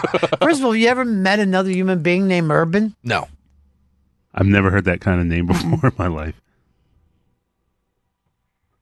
And you see what he named his son? No, what? Suburban. Oh, come on. And then his mixed child he called Churban. We know exactly what that means. CHR, Urban. Maybe the most racist term that has been used in the history of radio. Well, second most racist. Talk about jungle fever. Is that Buddy Lewis? Lewis, what's up? So what's up, guys? You guys are talking about how Spike Lee, like he's a visionary. And if you remember the movie Clockers, didn't the little kid, didn't he ride around like a VR headset? And that was like, what, 90, 93, 94? Yeah, that was weird. Yeah. It took me out of the movie, but I mean, looking at it now, like it makes total sense. sense. Headset. Huh? I feel like watching Clockers again right now. Yeah, and another question I have about that movie, because I can never watch the beginning of that movie because the intro just freaked me out with all the dead guys shot up. I always wanted to know, were those really dead guys or those were just actors? Anybody know? Oh, jeez, I didn't know. I thought it was real dead guys. Yeah, I think it was real dead guys. It's disturbing as hell. Yeah, it's based on a that Richard Price novel. But I think Spike he said he wanted to have like the ultimate like hood movie, but he was like, I want to show real dead people. He said, I think those were actual forensic, not forensic. Yeah, I think you're right. Yeah. Like Lee's friends. And I mean, he does something very close with that with Black Klansmen, which I felt like I watched everything there was to watch about it on the news. I did not. And I'll tell you this. incredibly I never difficult. Gail's mom fell apart. Fell apart. You didn't see it? I didn't see it, no. Why am I bothered talking to you, fucking microwave hot dog bastard? Gail, let's make a deal. Over Christmas break, we have him killed. What? Okay. I'm right here. Who's paying for this, though? There's a good chance I do it myself by accident. I will say this. If you're in your coffin and your girlfriend / service dog is laying in front of you, your girlfriend Scully, HW, Stanley, is laying on the floor. Yeah. I don't give a shit what Slate says. I'm going to start crying. Good. I want Slate determining how we should feel. Slate, yeah. Maybe Urban Meyer goes to the Browns. Maybe he starts coach because the No Browns. fucking way. He's not going to go to the pros. He can't stack the fucking game that way. He's going to go to a big program. Where? I think didn't he turn down the Notre Dame job and went to Ohio State? I mean, they always say he was an Ohio State guy. He was beloved in Florida and did better there. But when he left, oh God, were they fucking mad at him because he said, "Oh, I'm sick," and then just takes a fucking Ohio State job 5 minutes later. As his way of saying, I want out of Florida. No, that's the way he's saying, I want to be in Ohio State. He won 2 championships in Florida. He won one single shitty fucking championship in Ohio. Guess he just loves Ohio, which is Yeah, why I think he's from there Cleveland could be a something. good fit. He's the way you are when you fucking turn your microwave hot dog upside down. And by that, I mean stick it in your ass. No, I know you're a drunk alcoholic, kind of pathetic fucking street person.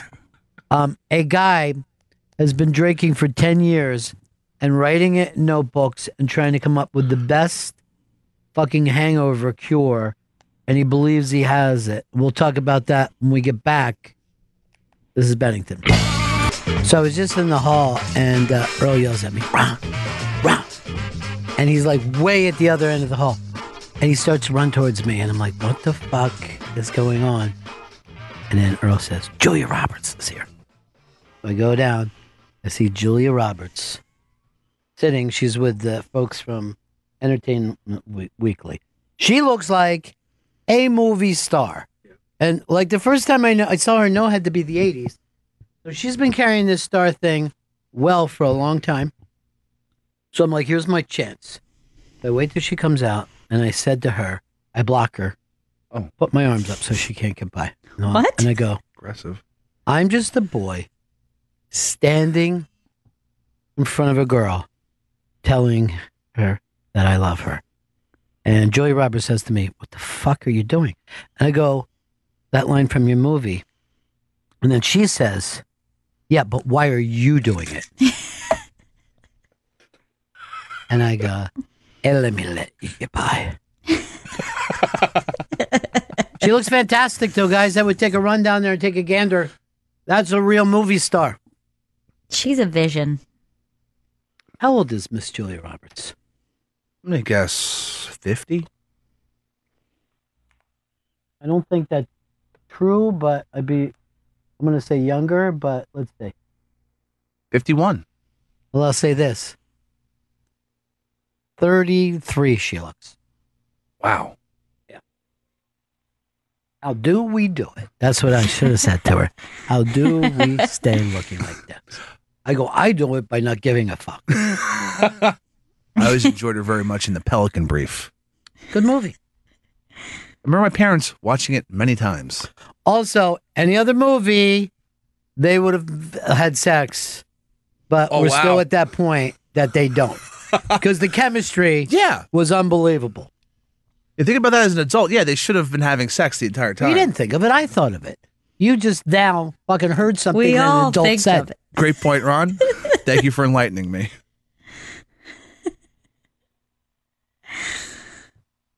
And then I forget what the movie was where she was out at sea, but it had that when the seagull lands on the buoy, and that it's just I'm just a gull standing in front of a buoy, telling him that I love him. I'm so glad Ronnie B. Quotes is back. My life has been pretty hard without it. Pretty difficult. A couple times, put the gun in my mouth. Oh, God. Oh, my God. No. Only to pull the trigger. That's the bad what we part. thought. Yeah, we That's the all bad part. assumed. Okay. I always thought during the course of my lifetime, Julia Roberts was probably the biggest star. You could, do whatever you want about acting, but who's holding a fucking Oscar in her hand? Julia Roberts. That's the answer. She only has one? That's more than she even deserves. No, but a real movie star. A real, legitimate movie star. She's almost, I think, in a weird way, still kind of the iconic movie star. Like, if it's like, name a movie star, I still feel like it's her. You know what I mean? Like, she still kind of keeps that weird status. I don't know why. I don't even know who comes close, if I'm going to be totally honest. Meryl Streep. No, because she's also she's an actress. She's a great she's like an actress. No one's denying that. All right. But it's not like we're going to say Daniel Day-Lewis is our best movie star. No. Right. That's Tom He's Cruise. An actor. Yes, exactly. Like, I guess J-Law kind of took that thing for, like... I think J-Law kind of blew it. Yeah. But I thought that J-Law had the makings of somebody who was going to be an actress, but she went with the star instead. What did I just hear the next thing she's going to do? It sounded fucking so stupid. And I'll tell you this something else, too. Miss Julia Roberts is not going to be seen on the internet with her titties and ass hanging out. She knows about phones. What's J-Law doing next? I'm looking it up. She's in, she was almost Captain Marvel. Dark Phoenix. She was not Captain Marvel. There was a list on top of the IMDb which actresses were almost Captain Marvel. Why are you our computer guy? You stink at it. Vito, get in here immediately. Chop, chop. As I used to say back in my World War II days, running a tiki bar in South Korea. That sounds delicious. What, South Korea? God, that's a heavy-footed. Yeah, you shouldn't run a little more light-footed, son. Yeah, that one was bad. I felt it in my knee. Your entire face is covered by your hair. I know. My hat fell off, and I didn't want to stop. Okay. Did you see Julia Roberts? No, I did not see Julia Roberts yet.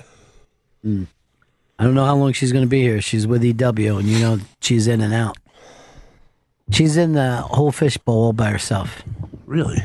Yes, really. Why would I fucking, with the EW guy, whoever he is. Oh, how can we have you take over the computer thing? This fucking Chris, he cannot research. Come on, man. You've been using the internet You're not going to talk him into it. But does that thing work over there? The issue is if somebody's using that thing, it interrupts that. So if he needs to get something, he doesn't need to get anything. He stinks at it. He can't find songs. He can't do a damn thing over there. Why is he in this room? That's what we're talking about. Should I leave?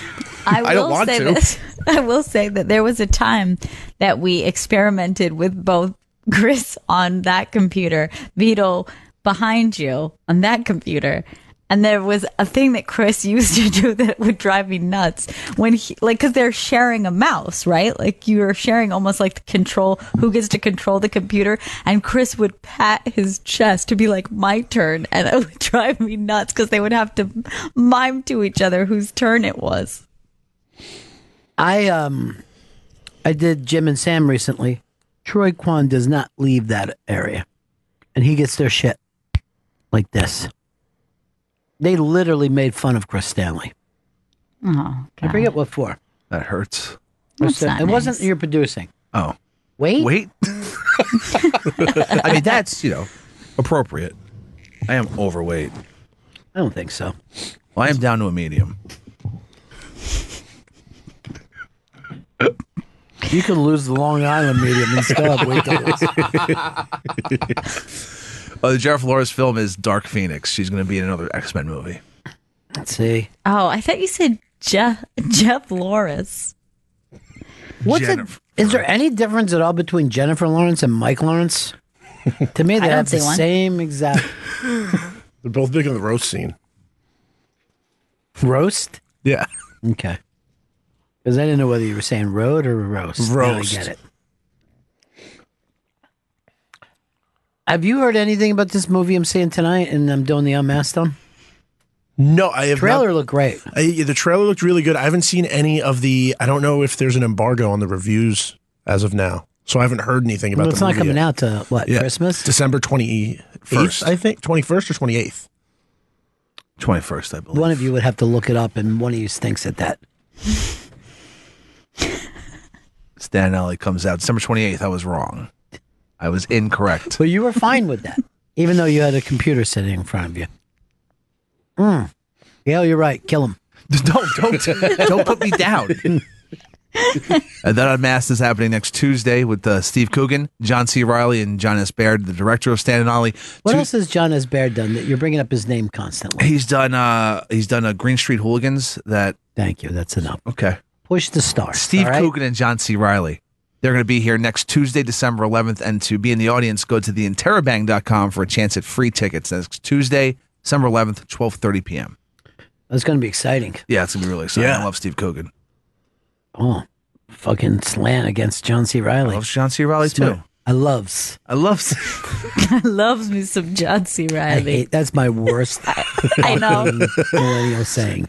I know. It's very common on the internet. I think the internet pushed it. Everyone was saying they love me some. Everything the internet does just won the internet. That's what I say. Bacon just won the internet. I love me some bacon. Just how on can the people internet. bring up bacon as if we all don't agree that it's a delicious taste? That's why that whole conversation and trend was so frustrating. And you know who loves bacon? Pigs. But by the same time, everything isn't better with bacon on it. No. I don't want to hear Cocoa Puffs with some bacon. Just won the internet. Some delicious noms. Bacon's lost its top. Bacon's lost its top spot. The new thing, it went to pizza for a little, and now everybody on the internet likes to fucking talk about how much they love tacos and put little taco emojis and say, "Ooh." I think you're right. There's a taco culture. You're right. Most That girls, is weird. Yeah, they put up a thing like, "I love to work out, but I also love to eat tacos." To But it used to be pizza. It used to be like girls eating pizza was like a thing. Like, I love pizza. That's my cheat day. By the way, I agree with all three of these foods, and so does every other human. But you know what? I'm going to say there was like a half-step trend that wasn't as big as bacon to pizza. But in between that time, there was like a really obnoxious Nutella conversation that was constantly happening. Yeah. And then it was like bacon versus Nutella. What do you love more? Ew, bacon. I've never Bacon, had Nutella. obvious. It's a hazelnut Look, spread. It's good. It's a chocolate hazelnut spread. It's delicious, but it's not bacon. No, bacon's the best. I feel like bacon wouldn't even be legal if they made it today. Like if somebody just invented bacon today, they'd be like, you just want to fry fat and serve it to people? Well, there's protein involved too. Yeah. I forgot what I was going to talk about because I, flipped the lid over seeing that movie star down there. The dude that drank heavily for 10 years to figure out his the perfect hangover. She looks like Julia Roberts. No. Now, do you guys have what you would do if you had a hangover? Something that you would do for yourself? Mm-hmm. Earl, have you ever had a hangover? Never. Lucky. Never had a hangover. Lucky, he doesn't drink. Oh, yeah. You could be lucky too. You could be just as lucky as Earl. Can't control myself to get that luck. You couldn't even think of an option where he just wasn't drinking. You could only think. Now, Gail, do you have one? I do, and I feel very strongly about it. And that is bacon, egg, and cheese, and a coconut water. Surprising. The coconut water is so essential.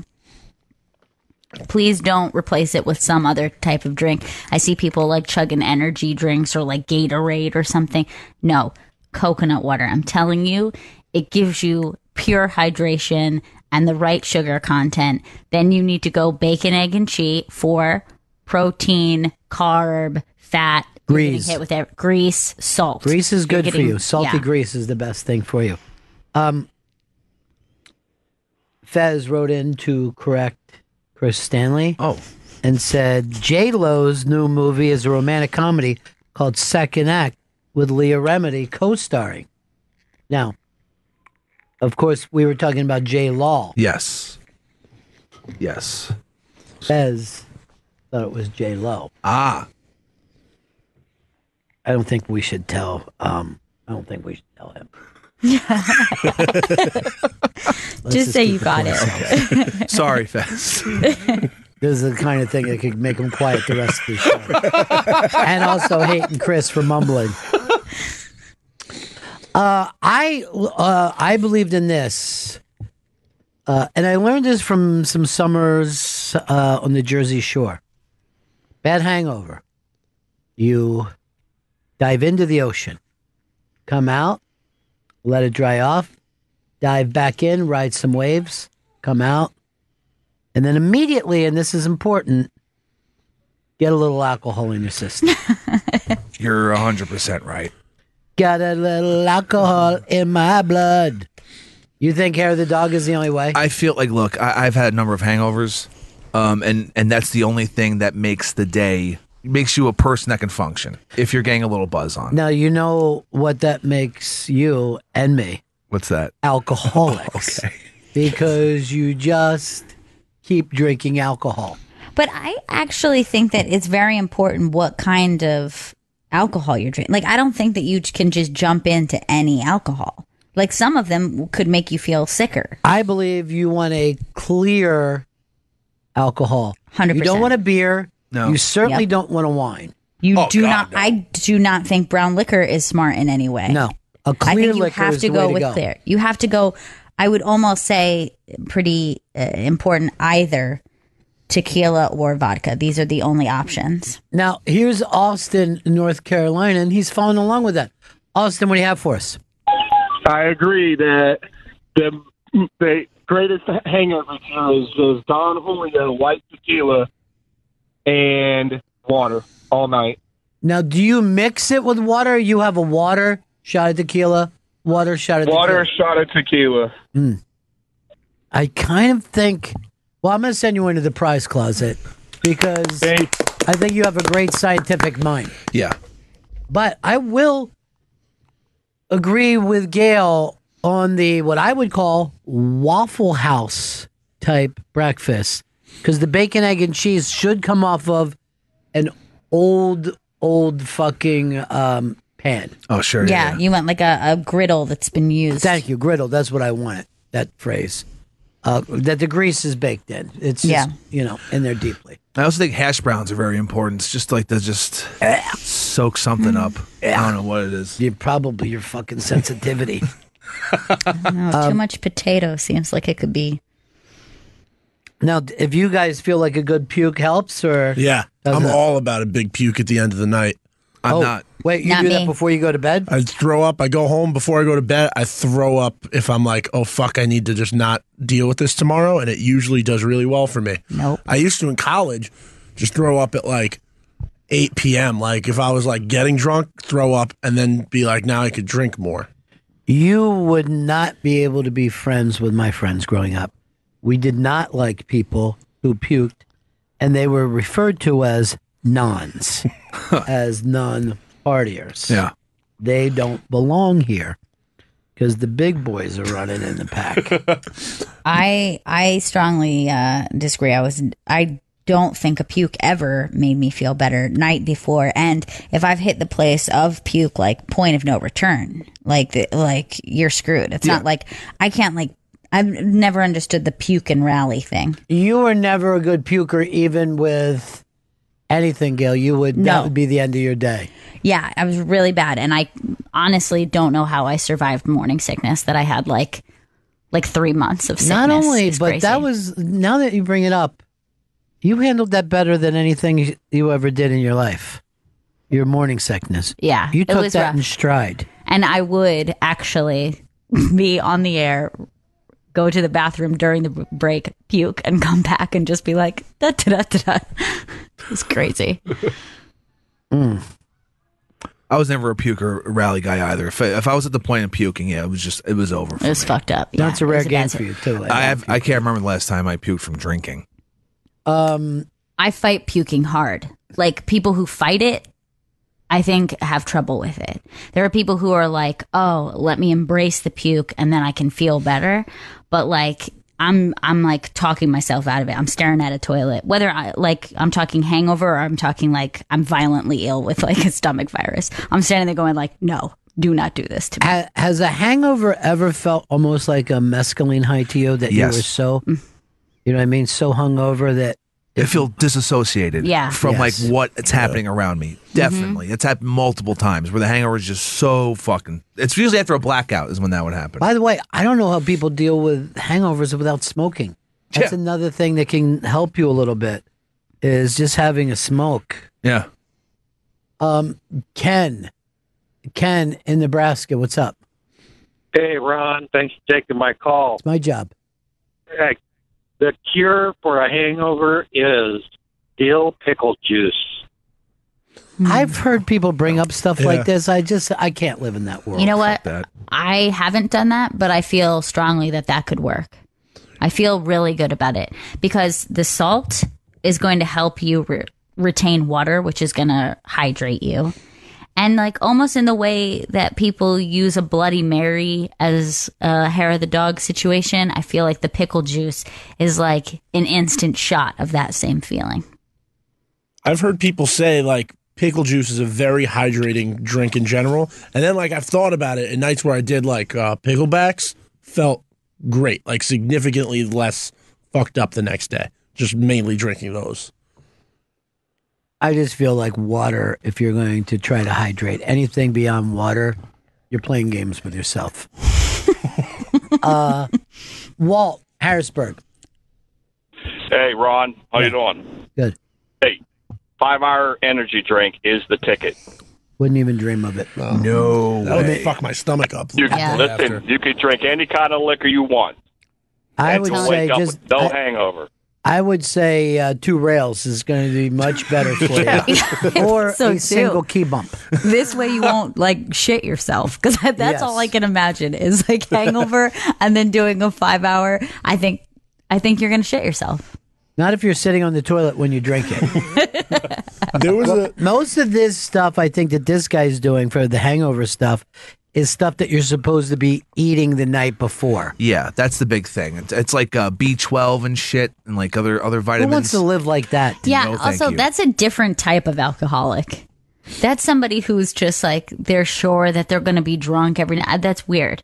It's just like, there's another type where it's just like sneaks up on you. Yeah. You're like, oh, I'll probably have one or two. Nope, I didn't. That's like, for those types of people, that's not going to help. When I did a lot of Molly, the B12 thing, there was like a whole system to how you were supposed to do what you were supposed to do before you took the Molly and what you're supposed to do after you took the Molly. B12 was a big part of it. And then some other thing that like raised your endorphins you were supposed to take the next day. You make me wish that there was another word we had to replace the old bad word. B12. Could you imagine fucking John Wayne? Like, oh, I better get my B12 in. Jessica, what's up, darling? Hi, you guys. So I'm calling from Cleveland, and I get the worst hangovers. It doesn't matter what I drink, but a cure, like you're saying, is the B12. It's thiamine night before with a multivitamin and vitamin K, and chug a big glass of Propel water. I mean, at this point, you should just get a shot in the ass then. You should have. Well, I mean, it beats going to the hospital the next day for a banana bag of fluids. Really? You have been so bad you had to go to the hospital? I'm not going to admit it, but there has been a time I was blackout and may have fallen and hit my head. Okay. Well, that's different. Yeah, the same thing happened to me. It's fine. That's But, not to be ashamed of. Disclaimer, I am a nurse, so I do know what they put in those bags. And the vitamins is really good the night you're drinking before you go to bed. I just don't want to do stuff like that before I go to bed. Never going to remember to do it from the first place. Second of all, it's just fucking, I don't want a routine. I just want to pass out wherever the fuck I am. Yeah, I just want to but fucking don't hit you- a tree on the ride Don't home. you feel miserable? The next day, don't you feel miserable? Who cares? Who can see that far ahead? Yeah, it's usually a couple days at this point. Yeah, your whole life is over anyway. Your wife is divorcing you. What do you now want to do? Feel good? Let's talk to an Australian. I mean, they drink like, let's face it, they drink like Australians. Original Chris, I'm sure people in your continent have had to deal with such things before. Of course. Yeah. You drink all night. What's normal drinking for you? How many beers? Yeah.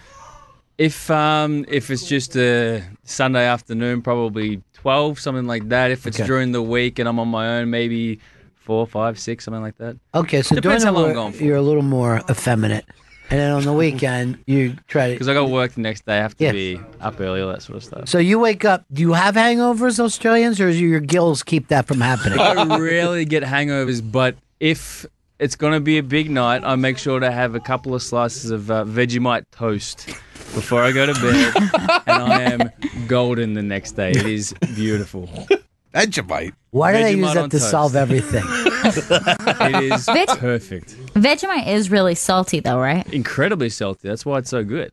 But all you're doing is making yourself puke, right? Because you've eaten Vegemite. No way. Every single. I had it for lunch today. I had it in the office today. Get that out of the Oh office. yeah, it's already out. I already ate it. It's fine. Good for you. Yeah. Melissa, Connecticut. Hey, I can't believe he's eating Vegemite. That's disgusting. That's his Oh my people, God. though. You know what I mean? That's the people. I know. That's the Aussies. That's so. I've never tried gross. it. I mean, I can't even smell it. It's I smelled it once. Yeah, it's disgusting. It smelled terrible. It smelled like something you would never put inside your body. No, I know, right? It smelled like a car engine took a shit. Is that a smell that we could all relate to? Oh God, yeah, it does smell like kind of like motor oil. Yeah. Yeah. Now I was going to say, what happened to the old-fashioned Bloody Mary? Because you get your salt, you get your vitamins, you get your vegetables. I think the only place to order a Bloody Mary is a plane. I've never saw anyone order one in real life. You know, there's a thing now of like really overdone Bloody Marys with like pieces of shrimp and shit in it. Fucking mozzarella sticks, onion rings. It's brunch. Yeah, brunch. Yeah. Brunch. Yeah, we have places down here in Connecticut that'll like serve you like a whole salad and a shrimp cocktail with it. It's like I am pro Bloody Mary, but I actually think better hangover cure is the Bloody Maria, which is tequila instead of vodka. You really are a tequila person these days. Yes. You and George and all Clooney. days. Thanks, Melissa. Here's Anna in Sacramento. Pretty big drinking town. Hello. Hey. Angela. Hi. Hey, I wanted to talk to Gail about her first cure was the coconut water. Mm-hmm. With bacon, egg, and cheese. Don't you think it tastes like, I hate to say this, like, don't you think it tastes like cum, actually? That's what works. That's why it works so well. Close to bodily fluid, right? I It's think not if the not guy only that you're taste, with, but texture. Angela, if his cum is that watery, take him directly to a hospital. It just tastes like it, though. It has that little salty kind of bodily fluid taste. I That's can't the key. stand it. But I am down with the tequila, so keep that up, I guess. Thanks, sweetie. I liked her. I liked that she bailed on semen to say come. She's like, sit, come. Maybe she thought we were like, let's not be so formal with She's these guys. from They're our Sacramento, and their nickname is Sacktown. So, Earl, is all this surprising to you? Very. I mean, just as far as. Do you hate waking up on Sunday mornings and acting like you hadn't drank the night before? No, it would just freak me out waking up and not knowing what happened the night before. My brain just couldn't. Yeah, I've had plenty of those nights. Couldn't process that. It's only supposed to happen to you later, and I know it happened to me by the time I was like 14 years old. Yeah. I was having blackouts. Yeah. I think I was 19 when I started blacking out. And then it never have had recurrence of memory. Yeah, just fucking, just totally, just gone. And like on at the Christmas party a few years ago, I was a total blackout. I'll never know what the fuck happened. So can't keep you from going to jail for what you did. Oh God, that's bad. Chris is writing a book called "Rape is a 4-letter word" too. Chris. Controversial. Plug away for the unmasked. Steve Coogan, John C. Reilly Unmasked. That's happening next Tuesday, December 11th, 12:30 p.m. at the SiriusXM studios. You go to theinterrobang.com for a chance at free tickets. Unmasked with Steve Coogan and John C. Reilly. The cure for a hangover is learning to drink so you don't get one. Oh, what the fuck? Pussy. Yeah, then that's not getting drunk. That's not even getting a buzz. I've had terrible hangovers just off a buzz. You ever meet one of these fucking weirdos who's like, I have a beer, then a water, then a beer, then a water. Why don't you just have just water then? You're ruining it. You also will spend all like the piss content, the quantity of liquid now you're taking in. I remember when I was younger, we'd always say, hold off that first piss as long as you can. Yeah. Because at that point on, you're pissing the rest of your life. That is true. Break and then the as I got seal, older, as I they go, what say. are we doing? What? This is nothing an adult is going to walk around and fucking damage his fucking bladder.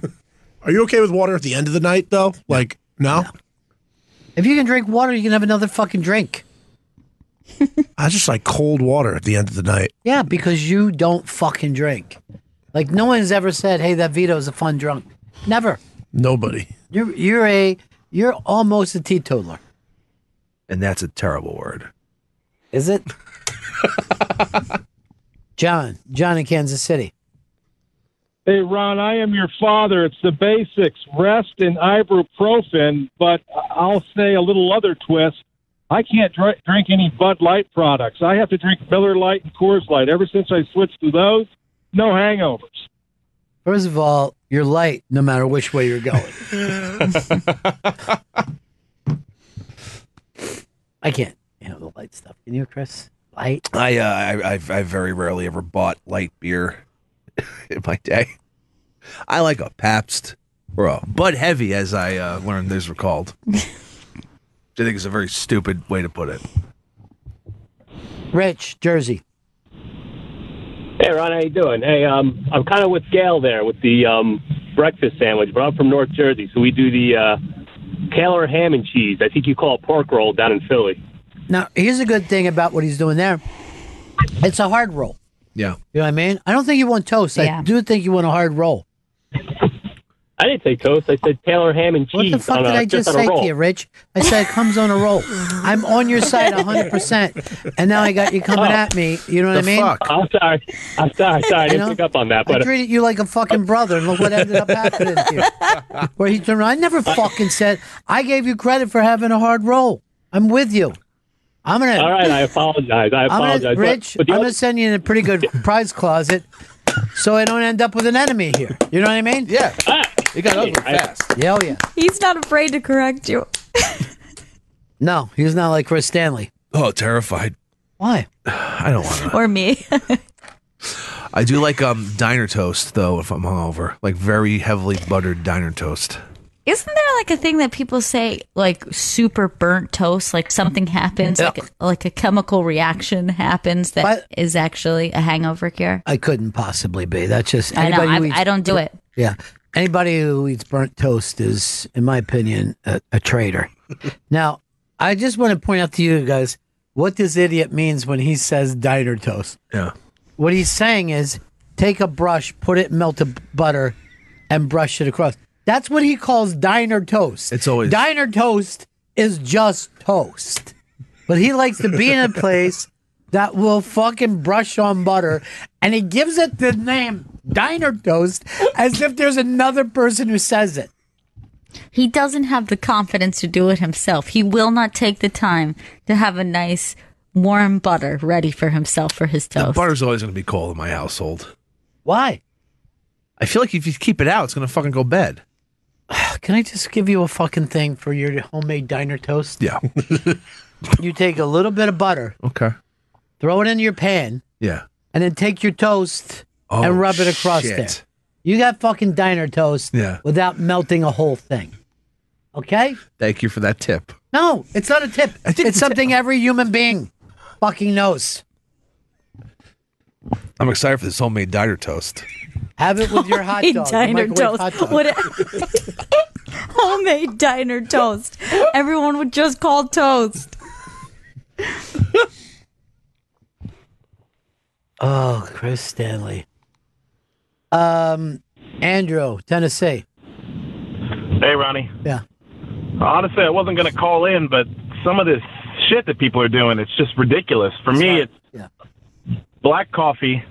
You got to drink water. Take an ibuprofen.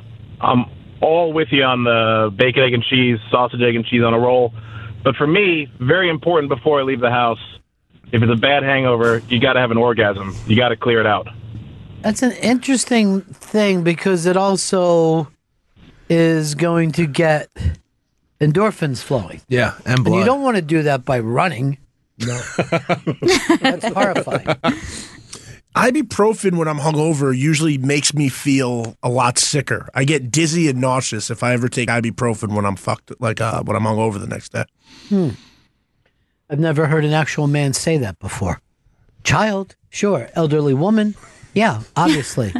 But a man saying that it would make him sicker? No. I haven't tried it since I was a kid because it fucked me up so much, and I've been afraid to. So maybe I could deal with it now. No, I don't think so. I guess I'm too much of a fucking pussy. For ibuprofen. Tim, New York. Tim. Hey, Ronnie, what's up? Cool, man. To give it a hangover, you got to go to 7-Eleven, get a large Slurpee, go home and smoke some weed. It goes right away, every time. Yeah, but weed, you're saying to yourself, let's skip today. You know what I mean? Like, today is a free day. You know? Yeah. Yeah, but I will take that Slurpee. I do believe that could help things.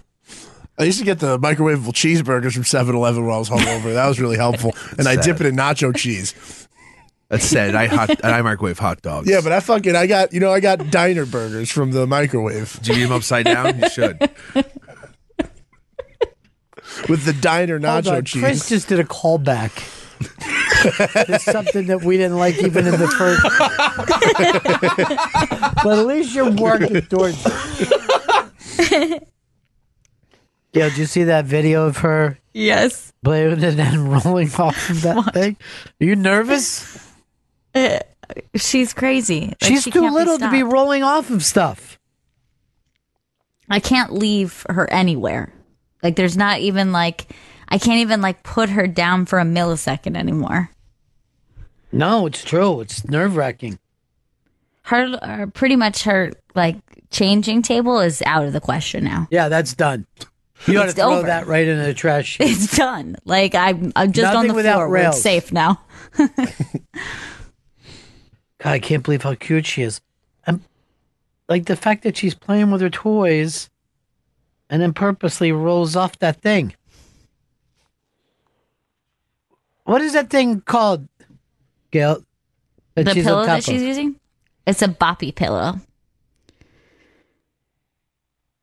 So it's like initially you use it for like support for breastfeeding, and then as they get a little older, you can use it to like help them sit up and prop them up. I can't get over her. She's a nut. She's a total nut. But isn't she too young to be playing with toys? Yeah, it's weird because it just, I guess like this is almost like in the last 2 weeks was the change where suddenly she is interested in toys and entertainment. But it was she's like always a really talking weird to them thing. too. Like she talks to the anything toys. with a face. It's Yeah. really weird. Like if you give her a stuffed animal or something that has a face, she will talk to it. Also, last weekend she was in a full conversation with the baby on the Pampers box. She was just staring at the baby and having a conversation. It's not a real to baby. me, that's creativity. You know what I mean? Like that's nutty creativity. And like it kind of seemed like she was bossing the baby around. Like it wasn't like a I nice noticed that thing. even last night. She had like a teddy bear. It seems like she liked her, then just started biting the foot. And I was just like, oh shit. She was talking like, "Don't you tell me, I tell you. You don't tell me, I tell you what to do." I'm just like, oh, I don't know if she even sounds friendly. I think this is the first time in history that a grandfather has loved the baby more than the mother loves the baby. I don't think that that's possible. I think it's measurable. I think we can measure it through DNA testing. I wish that there was some sort of a test that we could take because I feel like I could take you on this. John, what's up, buddy? Hey guys, I came across this product called RU, the letters RU21 a few years ago. Take 2 before you drink, and then 2 sometime during the night. Maybe a glass of water, knocks it right out. Next day, get yourself some vitamin G. You're taking that abortion and you're good to pill. go. That's the. No, I don't know that that's it. Didn't have a condom pill. Ronnie B, thank you for signing my baseball up in Poughkeepsie a couple of weeks ago. I didn't get a chance to talk. That was a lot of fun. Yeah, man, it was a great night. Legally, I can't go back to Poughkeepsie, but it was a lot of fun. Peace. Take care. Hey, Chris. And Hackensack, I ought to know by now. What do you got, Chris? Hey, Papa Ronnie. Hey. I think Chubby Orphan Stanley called Diner Toast because he doesn't have a toaster at home. I've had toasters in my life. True, dude. Yeah. I've talked about how I fucking always tear toast up because the butter's always cold. Yeah. I'm You not are a lying. chubby orphan, though, Chris. Hey, Chris. Me, yeah. Pretty good prize for us. God huh? yeah.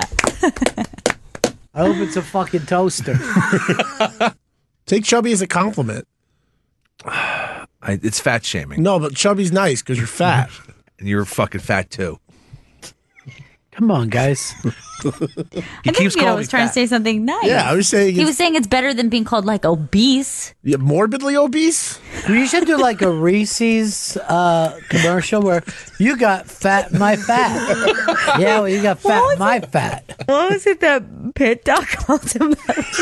Grotesquely obese. Yeah, I believe that was the term. That's my doctor saying that. He gives me duffel bags of By the way, Easter. Pit Dog's done with you. Why That's is why that? we haven't seen him this year. Because the way you've treated, you blew him off every time he was wanted to come in. I haven't blown him off. Yeah, you have. So I got to think from him, we shan't be seeing him again. Oh, that's so sad. That's troubling to hear. I don't believe Troubling for who? You? Because you don't treat people well. Could it be because he called you disgustingly obese? I mean, that hurt my feelings. Did he say disgustingly? I think it was disgusting. Yeah, but it was something that was very like visual. It's like as opposed to saying like medical. Oh wait, was it grossly overweight? Very grossly. I remember my feelings were hurt. I think it was mean to I think it's maybe hideously. Because I think he said, I thought Vito was fat. And then He did. And then I saw Chris. He's like, I was worried that Vito gained too much weight, but then I saw Chris. And Chris was like, what? Fucking mean, man. Maybe he doesn't want to see you because it hurts him too much to see you just kill yourself. Why is that making you so happy, Vito? Jesus Christ. Oh, then remember what he said about Earl? What's that? He said Earl had sickle cell. Oh my God. Come on. Shit. This got real. No way. No.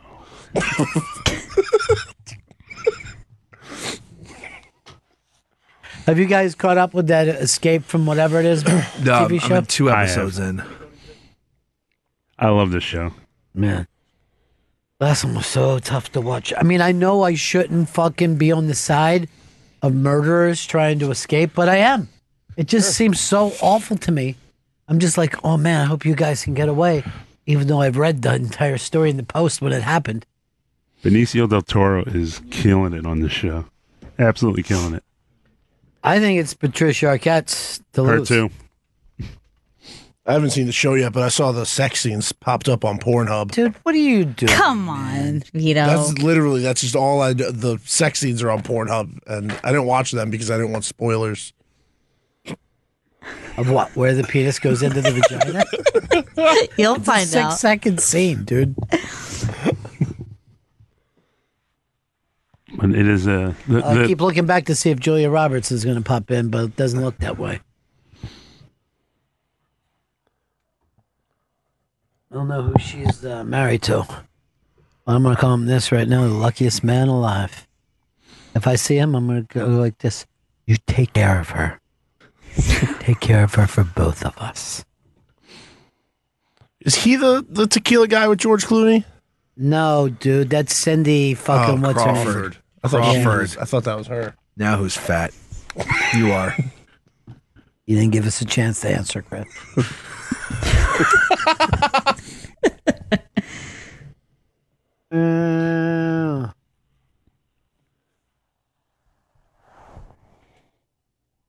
All right, wait. Gopat came up with something interesting.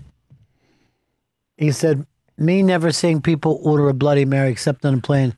So it's Wisconsin, his way into Bloody Marys. The other thing for me is I'm very rarely out in the morning. I'm also going to be honest. And I've never been to one of those Wisconsin, are they called supper clubs or dinner clubs? I think it's dinner club. Have you seen that documentary? No, I've not. It's the most fucking, it's one of the funniest things I've ever seen. That they would just have these weird lodges that they called dinner clubs. I would have taken a club and bashed my own fucking brains in it. What happens at one? Just eat dinner and drink? Yeah, but the way they eat like fucking people from Wisconsin. There's a WisconsinSupperClubs.net. Yeah. Look at that. Look at how even crazy those signs are. They all have those old school signs too. Nostalgic and historical is how they describe it. That's what we could say about your underwear, Chris. I've tried to drink Bloody Marys like 5 times in my life, and it just always tastes like ketchup. Yeah, tomato juice is disgusting. It's gross. The tomato itself, unless you fucking put it into a nice Italian sauce like your people have, I got not a lot of time for it. Yeah. I'm going to start spreading tomato sauce on bread like Chris's people do Vegemites for hangovers. Hold on. Why hasn't that ever been done? It's a Spanish dish. Why don't you just let my people have our thing? Well, it's Spanish.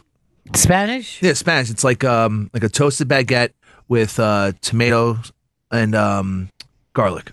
But that's not. That's not what we're talking Say about. We're red talking about a sauce. sauce. Oh, sauce. Oh, Yeah. that's Where not the just fuck fucking have you tomato. been yelling fucking Spanish things?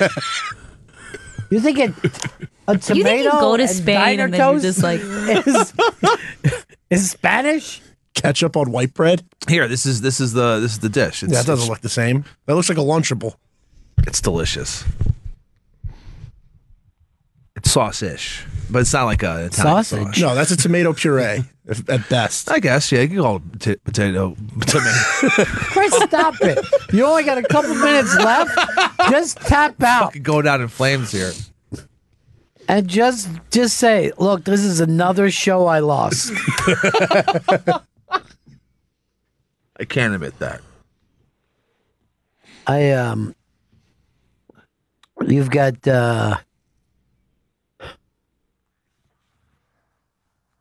right, somebody said this, Chris, if you use a cheese grater on a stick of butter, boom, spreadable. But you like it melted in, right? Yeah, I want it melted. I want it like a soaked piece of toast. Yeah, I know. You got to melt that fucking butter, and it takes you seconds. You can even melt it in a pan, pour it over your fucking thing. Have a little brush for yourself. I'm going to try that. You know, if this happens, you don't even need that girlfriend. I'm melting my own butter now. Then you could wrap that toast around your dick, fuck it, and go, I got everything I need right now.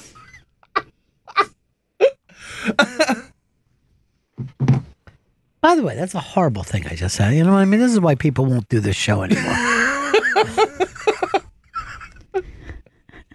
What are you looking for? Read. I thought we did it last time. No, you're supposed to do two. Who hit it? Earl. Earl, they're sure that you're a bad producer. There's a miscommunication on my part. That's my fault. What was the bad communication? And we were doing two and not one. That doesn't even seem something to communicate. As a small business owner, you don't have time for daydreaming. That means you'll never figure out if plants are just feeding us oxygen in order to raise us like cattle and then use us for food when we die. It's time you had, well, more time. Have you heard of FreshBooks? It's time-saving cloud accounting software for small business owners. Features like automatic invoicing and follow-up gets you paid 2 times faster, and accepting credit cards online and saving card info means even faster payment next time. FreshBooks actually saves you 192 hours a year. That's more than enough time to organize a vegetarian army and let the plants know who's really in charge. Right now, join the 24 million people who've used FreshBooks and get 50% off. No catch. Hurry, this 3-day flash sale won't last. Sign up at freshbooks.com/SiriusXM before December 5th. We're still on? Yeah, we're still on. Okay. I thought we went into commercials. No. You run a pretty sloppy fucking show here. Slappy Joe. Is that because you're a bad producer or Earl? It's Earl, because this should have been done. This shouldn't have even happened at this point in the show. I will take full responsibility. Now, here's the thing, Earl. To me, you're like the special teams. Everyone's going to blame you at the end because you fumbled a fucking PAT or a field goal. But I'm going to say this. We never should have been in this fucking situation. We should have been up 35-13. Well, you shouldn't even be depending upon you, whether or not you can pull off a simple field goal. This is a team failure, like every goddamn show is. Is that your stomach? That was my tummy. That's how Everyone like can hear that. Coming in. Everyone can hear that. That's scary. I like how you guys didn't know whether I was serious or not. You're just fucking staring at me like it really was a loss. And we were in a locker room. I got confused by Chris's stomach. You didn't even know it fucking happened. Do you sometimes wonder if it's an inside growl or an outside growl? No. I always just assume it's outside. Like sometimes you hear your stomach growl and then you're just, it sounds really loud to you, but you have no idea if it was like. It's not inside your ear. If you hear a fart, you think, I wonder if everyone else heard that. I thought you were calling it inside. Yeah, I thought you meant a fart is an outside growl. Like that. Oh no, that growl came outside. No, because like it's in your body, so I feel like you hear it even though it's not loud. Because we can all hear it. If you can hear it, I can hear it. Oh fuck! Sorry, guys. Vito said to me that a fart is just a smile upside down, and I had to say to him, "No, it's not." Great story up on the iBang that's kind of going viral right now. The iBang is more or less. There's more and more attacks on Louis C.K. every time and now there's more attacks on Noam and the Cellar. And one of them is some people came to Noam and said, could we do a Me Too show with women? And these other sites are attacking like, no, you're trying to he fucking can't win for losing. Well, that doesn't make sense to me just because this, as somebody who owns a business, there are going to be people who have different. That's like saying, oh, you had a right-wing a right-wing comedian on the stage and then left-wing comedian another night. Like, you need to pick a side. No, these are two different people with different views. Why would you have to say just because you do let one person in that it takes away from doing a benefit or something for another person? Well, it's almost like saying because something was said on the internet, people should be like, then I'm not going to use the internet anymore. Doesn't make sense. None of this. Anyway, go over and read it at the iBang. It's always fascinating. And what's there's another big story up there today too, Chris. That Billy Connolly? No, I saw the Billy Connolly thing. That broke my oh no, it's about the Patrice documentary. The Patrice documentary, and they put out, because it was a long time ago that they put together what do you call that when you get people to Indiegogo? Yeah, whatever. Or Kickstarter? Yeah, whatever that is. So it's been a long time, so a lot of people, I guess, were complaining. And they're acting like, if I'm reading this correctly, it looks like they have a deal with Comedy Central, but also they said the producers are no longer recognizing Vaughn as a producer. Wow. And she was one of the people involved with the Kickstarter part on everything. Yeah, everything. Yeah, Patrice. Yeah, and she was Patrice's wife. Yeah, no, I know that. Well, then why you act like the Kickstarter is all? I thought you're going back to Kickstarter over and over now. It's all like I there's care nothing about else anymore. with this. How much do they raise on the Kickstarter? Is there going to be a documentary about the Kickstarter? Well, I think there was a lot of money raised. Yeah, on the Kickstarter. Yeah, they went over budget. Well, over budget. Well, they went over what the. You think? Do you call that a budget? If you raise more money, you're saying, "Oh, we went over budget." They got more pledges than what they anticipated. Well, people love Patrice. You didn't bring up that part, though, did you, Earl? Who didn't love Patrice? We love that dude. I can tell you of several people who didn't love him, even though they thought he was hilarious. Came up the last time. I know you guys don't like to listen to any of my shows that you're not in, but it was in that fucking roundtable I did for the New York Comedy Festival. The two ladies like, I couldn't stand Patrice. I thought he was hilarious, but I hate everything that he has to say, although it is hilarious. Anyway, we'll see where that goes. I know the iBang has some calls into them. We'll see if they respond. Maybe I'll make something separate with Vaughn. Maybe I'll do my own documentary. But this documentary will just be a camera aimed at me and me talking for an hour and a half. I'd watch it. Yeah, be good. I'd donate to the Kickstarter. How much? What are the perks? Like, what are we looking at perk-wise? T-shirts? I don't have a T-shirt your size. Oh, man. Hats? Can I get a sticker? Is that what you really care about Patrice or not? No, I do care about Patrice. How much you want to give? 25. Give it to me. I don't have I don't have that kind of cash on hand. What do you got on you? On me, I think I have an empty wallet. How do you live your life like that? How do you live your fucked up life? Oh wait, I do have cash. How much? 5, 6, 7, 8. Hand it over. Oh man, give me the 9. Come on. This is for Patrice. Let me just start by saying this couldn't happen without our good friends, people like Vito. So anyway, Patrice was a funny guy. He was a good guy. But most importantly, he was a good, funny guy. If you want to know more, it's another $9. I'm pretty happy with the $9 shout out. So one more time to Vito. What was that? No, thing I don't have yesterday? another 9 on me. Cameo? Cameo, yeah. I heard Jimmy and Sam were doing it today. Were they? Yeah. I think they're both running Cameo sites. Oh, is that it? Yeah. That's it.